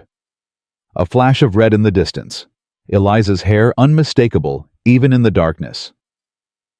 She was positioned on the ridge above the trading post, just where he'd told Callie to send them, and she wasn't alone. Garrett counted at least 6 figures spread out along the ridgeline. Help had arrived. Now he just had to keep Hannah alive long enough to use it. Garrett tied his horse and crept toward the trading post. Through a gap in the shutters, he could see inside. Hannah was tied to a chair, her face bloody, but her eyes defiant. 3 men stood around her, one of them holding a knife. And seated in the corner, looking completely unconcerned, was Cornelius Whitmore. "Mr. Mitchell." Whitmore's voice was calm, almost pleasant. "I wondered when you'd arrive. Please come in. Join us." Garrett had been spotted. There was no point in hiding now. He stepped through the front door, his hands raised. "I'm here. Let her go." "The documents first." "They're not here. I didn't bring them." Whitmore's pleasant expression didn't change, but something cold flickered in his eyes. "That's unfortunate. For Mrs. Thornton." The man with the knife pressed it against Hannah's throat. A thin line of blood appeared on her skin. "Wait!" Garrett's voice cracked. "The documents are hidden. I'm the only one who knows where. Kill her and you'll never find them." "Then tell me where they are." "Release her first." Whitmore laughed softly. "You're hardly in a position to negotiate, Mr. Mitchell. You're 1 man against 4 in a building we control with a hostage whose life means nothing to us except as leverage against you." "You're wrong about that last part." "Am I?"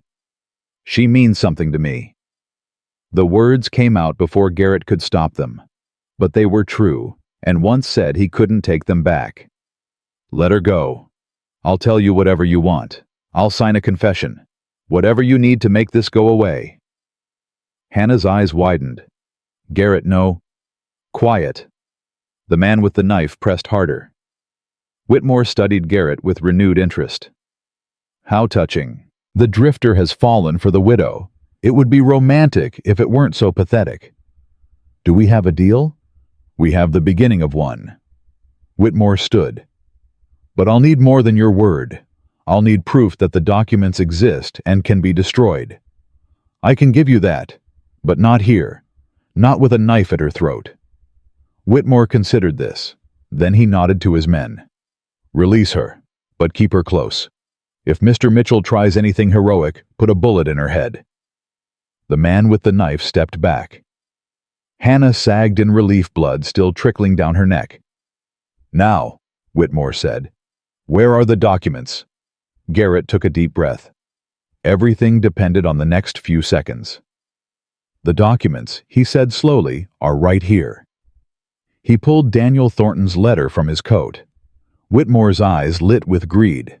He stepped forward, reaching for the papers.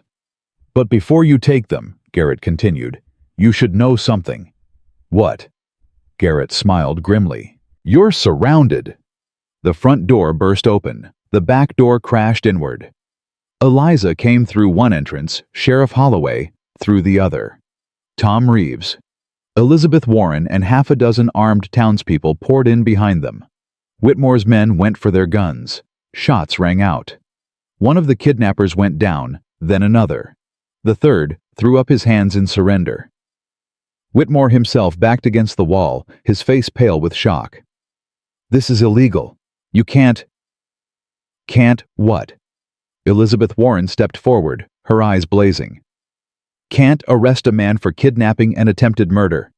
Can't expose a conspiracy that's stolen land from honest families across 5 counties." She held up a sheaf of papers. Copies of Daniel's documents, Garrett realized. She'd made them before he left.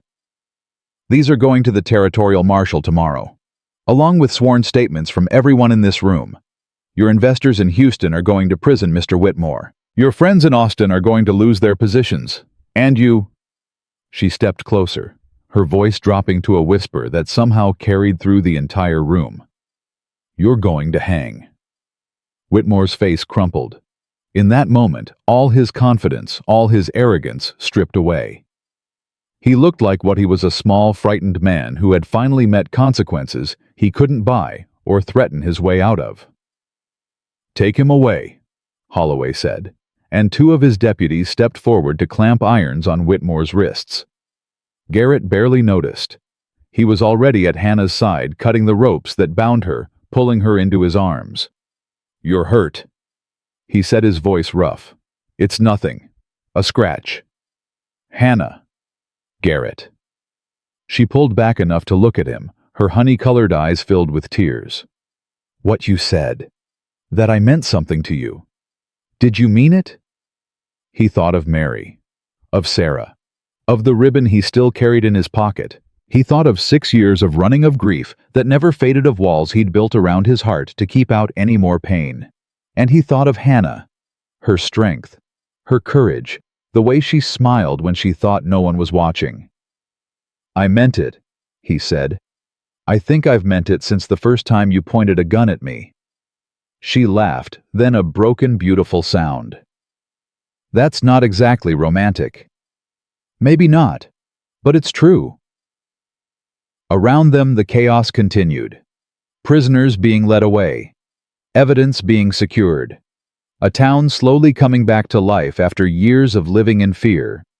But for one long moment, in the middle of all of it, Garrett and Hannah just held each other. And for the first time in 6 years, Garrett Cole Mitchell didn't want to run. The territorial marshal arrived 2 days later, and with him came the end of everything Blackwood had built.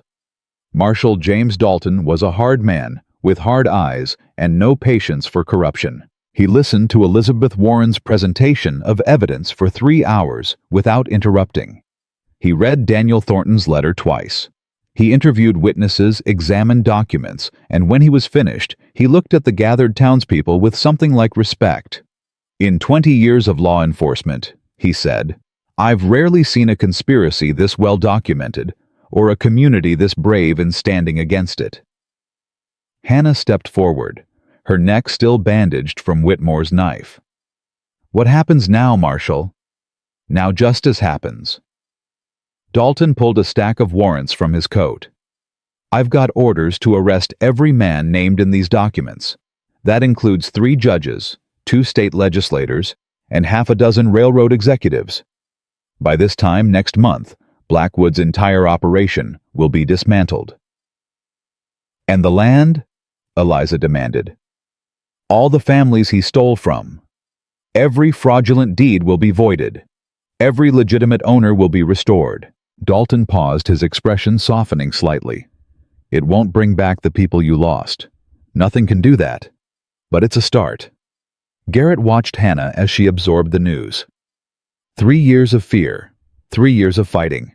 And finally, it was over. Or almost over. That evening, after the marshal had left to begin his arrests, and the townspeople had dispersed to spread the good news, Garrett found himself alone on the porch of the Thornton farmhouse. The sun was setting, painting the sky in shades of orange and gold, and for the first time in weeks, the air felt peaceful. "You're thinking about leaving?" Hannah's voice came from behind him. He turned to find her standing in the doorway, her arms wrapped around herself despite the warmth of the summer evening. "I was thinking about a lot of things, but leaving was one of them." He couldn't lie to her, not anymore. "It crossed my mind." Hannah walked to the porch rail and stood beside him close enough that their shoulders almost touched. "Why?" "Because I don't know what I'm supposed to do now. The fight's over. Your land is safe. You don't need me anymore." "Is that what you think? That I only wanted you here because I needed protection? Didn't you?" Hannah turned to face him, her honey-colored eyes bright with emotion. "Garrett Mitchell, you are the most infuriating man I have ever met. I've spent 3 years convinced I would never feel anything for anyone again. I told myself my heart died with Daniel, that there wasn't room for anything new. And then you rode up with your forged deed and your sad eyes and your stubborn determination to do the right thing, and you ruined everything. Ruined every wall I built, every defense I had. You walked right through them like they weren't even there." Her voice cracked.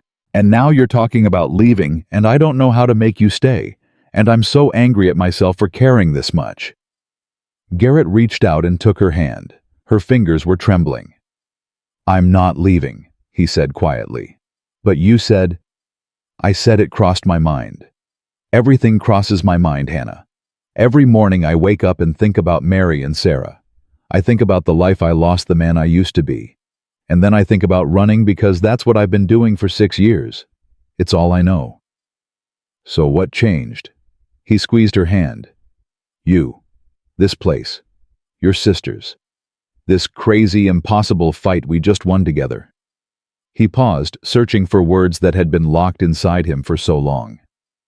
"For 6 years, I've been punishing myself for not being there when my family died. I convinced myself I didn't deserve happiness, didn't deserve a home, didn't deserve love.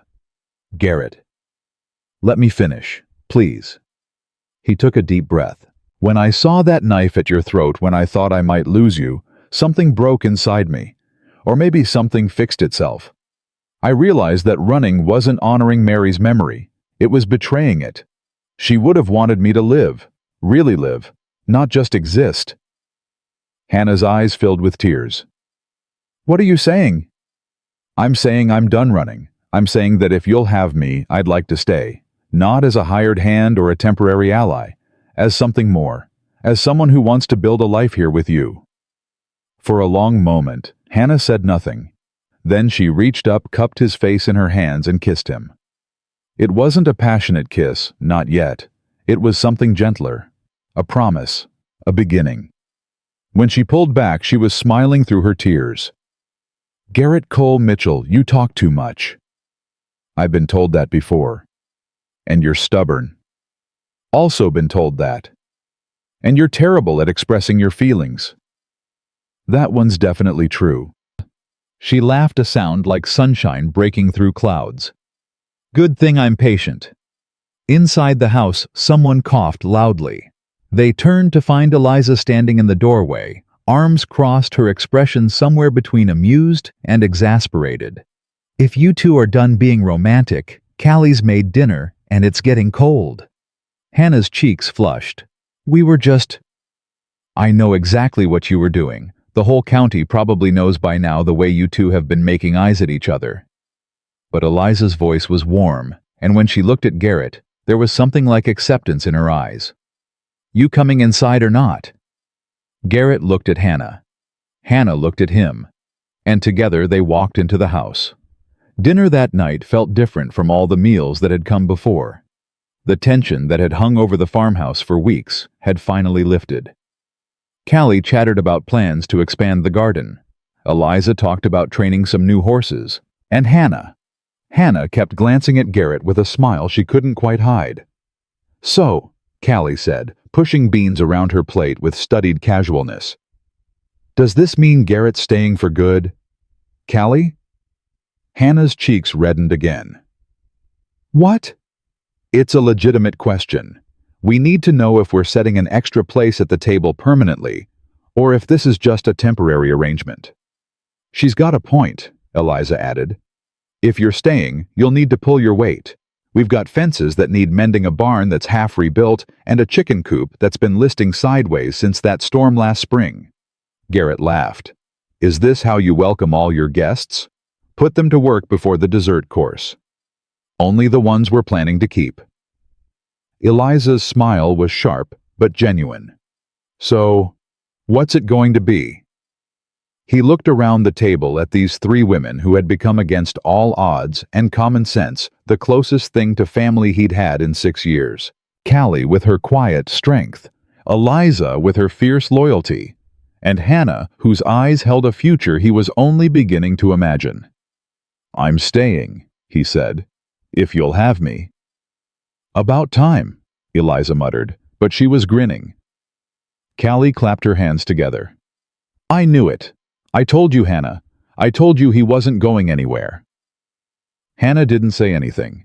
She just reached under the table and squeezed Garrett's hand. But the moment of peace couldn't last forever. 3 days later, a rider came from town with news that changed everything. You'd better come quick, Tom Reeves said, sliding off his horse. There's trouble at the courthouse. What kind of trouble? Whitmore's lawyers from Houston. They showed up this morning with a federal judge in tow.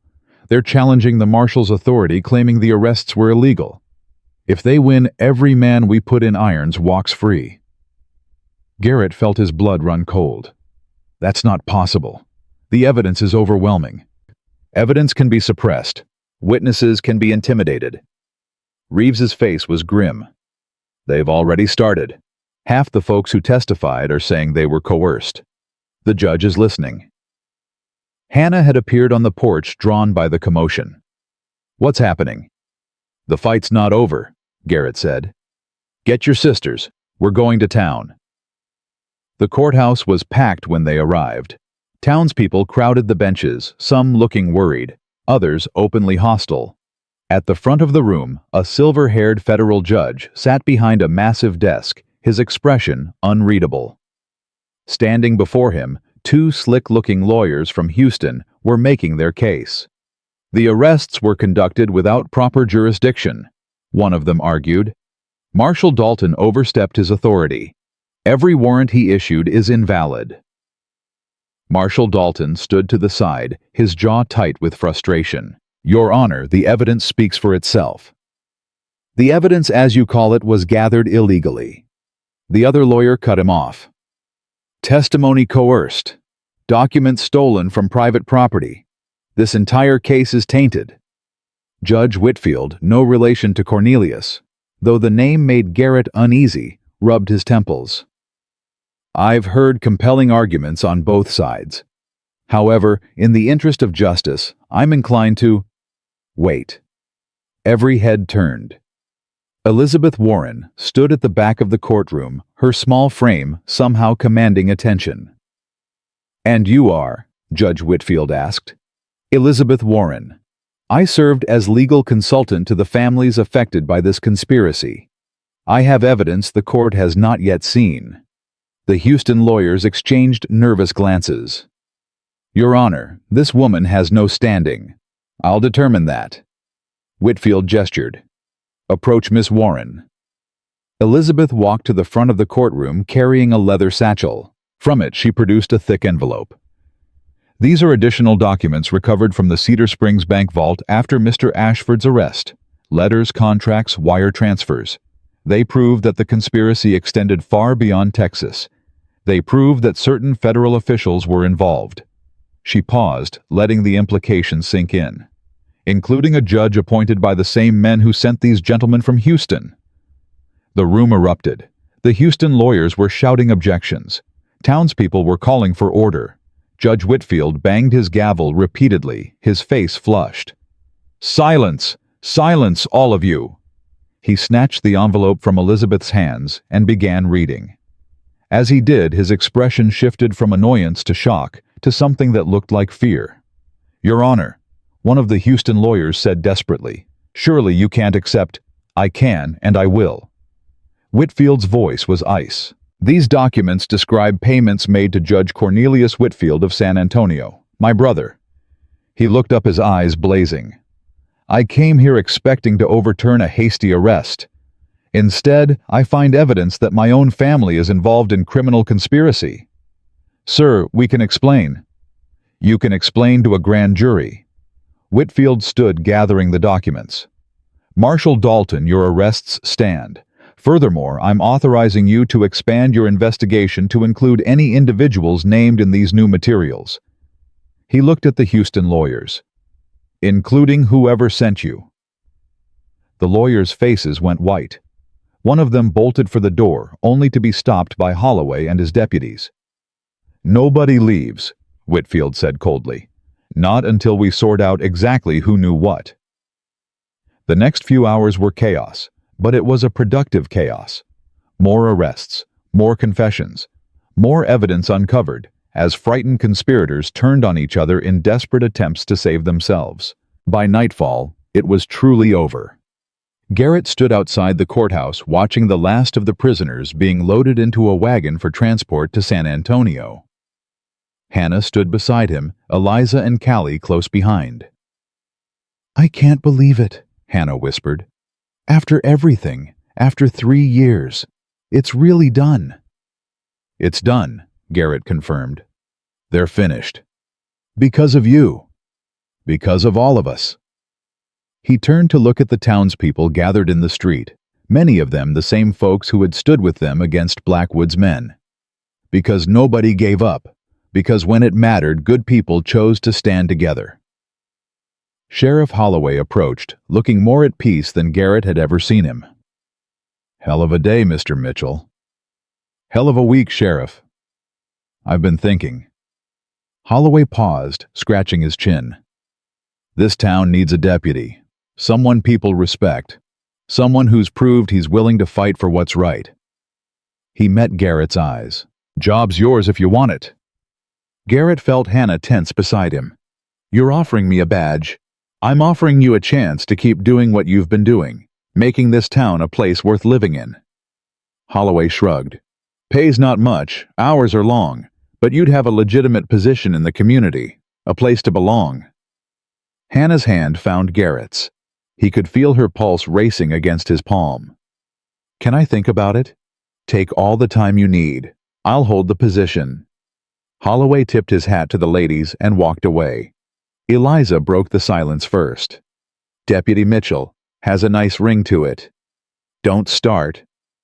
"I'm just saying it would be good for business, having a lawman in the family." She elbowed Callie. "Maybe it would keep some of the less savory characters away from the farm." "What less savory characters?"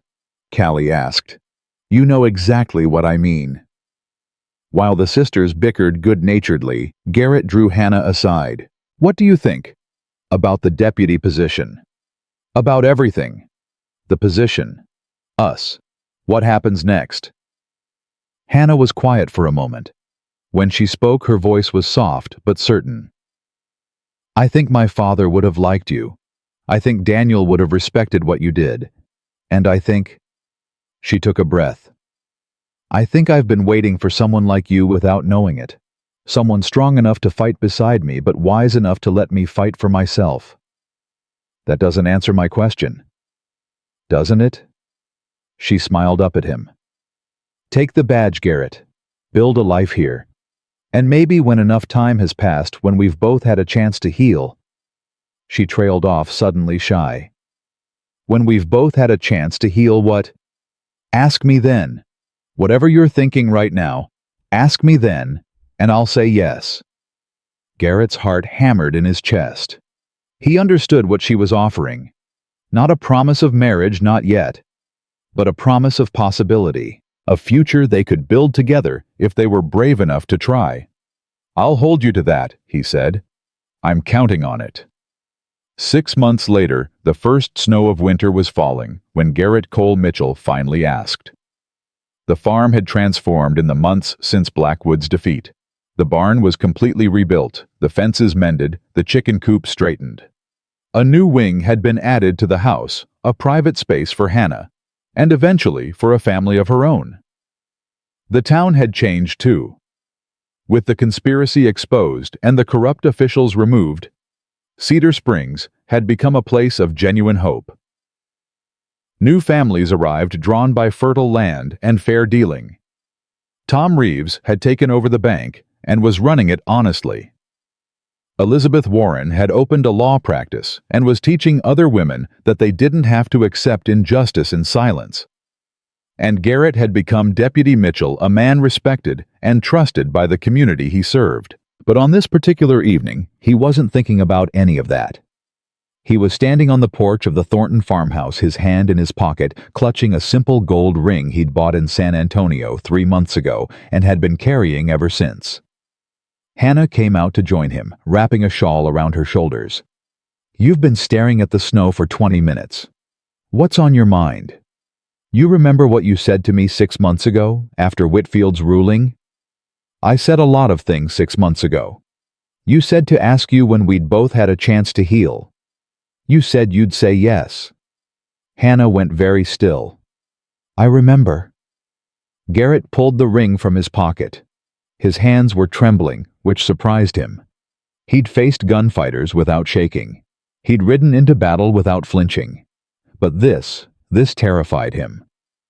"Hannah Grace Thornton," he said, his voice rough with emotion. "I've spent 6 years running from a past I couldn't change. I've carried guilt and grief and a ribbon that belonged to a little girl I couldn't save. And then I met you, and your sisters, and this crazy, stubborn, beautiful family. And for the first time since I lost everything, I felt like I had something worth staying for." Hannah's eyes were filling with tears. "Garrett, I'm not done." He took a breath. "I'm not perfect. I've got ghosts that might never leave me. I'll probably always carry this ribbon, always remember the family I lost. But I've got room in my heart for new memories too. Room for you. Room for whatever future we can build together." He held up the ring. "So I'm asking, will you marry me?" For a long moment, Hannah didn't speak. Snowflakes fell around them, catching in her hair like tiny stars. Then she smiled, and it was like watching the sun come up. "I thought you'd never ask." She took the ring from his trembling fingers and slipped it onto her own hand. Then she pulled him close and kissed him. Really kissed him with all the passion and hope and joy that had been building between them for half a year. Inside the house, Garrett heard Callie squeal with excitement. Eliza's voice followed gruff but happy. "About damn time." When they finally broke apart, Hannah was laughing and crying all at once. "We should go tell them." "In a minute." Garrett pulled her close again, breathing in the scent of her hair, feeling her heart beat against his chest. "I just want to remember this, right here, right now, before everything changes." "Everything's already changed," Hannah whispered. "It changed the day you rode up to this farm with that forged deed." "Best mistake I ever made." "Best mistake either of us ever made." They stood together on the porch, watching the snowfall wrapped in each other's arms. Behind them, the warmth of home. Ahead of them, a future neither had dared to imagine. And in Garrett's pocket, next to his deputy badge, a faded pink ribbon rested against his heart. A reminder of what he'd lost. A promise to the ones he'd loved and would always carry with him. But also, finally, permission to love again. The following spring, they were married under the oak trees, where Hannah's father had once courted her mother. The whole town came out for the celebration. Tom Reeves served as best man. Elizabeth Warren gave a reading. Sheriff Holloway, who had become something like a father figure to Garrett, performed the ceremony himself. Eliza caught the bouquet, which embarrassed her so much she nearly threw it back. Callie cried through the entire service and claimed afterward that she wasn't crying at all. And when Garrett kissed his bride for the first time as her husband, he felt something he thought he'd never feel again. Complete. That night, lying beside Hannah in the farmhouse that was now truly their home, Garrett pulled the pink ribbon from the drawer where he now kept it. He hadn't carried it in months, hadn't needed to. "Sarah?" Hannah asked gently. "Yes, my daughters." Hannah took his hand. "Tell me about her." And for the first time in 7 years, Garrett did. He talked about Sarah's laugh, about the way she used to chase butterflies, about the stories he'd read to her every night. He talked about Mary, her mother, and the life they'd built together. He talked about the guilt and the grief and the long, lonely years of running. Hannah listened to everything. She didn't try to fix it or minimize it. She just held his hand and let him speak. When he was finally done, she kissed his forehead and said the words he needed to hear most. "They're part of you, Garrett. They always will be. And that means they're part of us now, part of this family. We'll remember them together." He pulled her close, tears streaming down his face for the first time in 7 years. And in that moment, surrounded by love and acceptance, and the promise of tomorrow, Garrett Cole Mitchell finally stopped running. He was home. If you enjoyed this story, click the video on your screen now to watch another unforgettable tale where destiny and courage collide in ways you never expected. Don't forget to subscribe and consider a super chat to help us keep bringing you more stories like these. Your support means everything to us.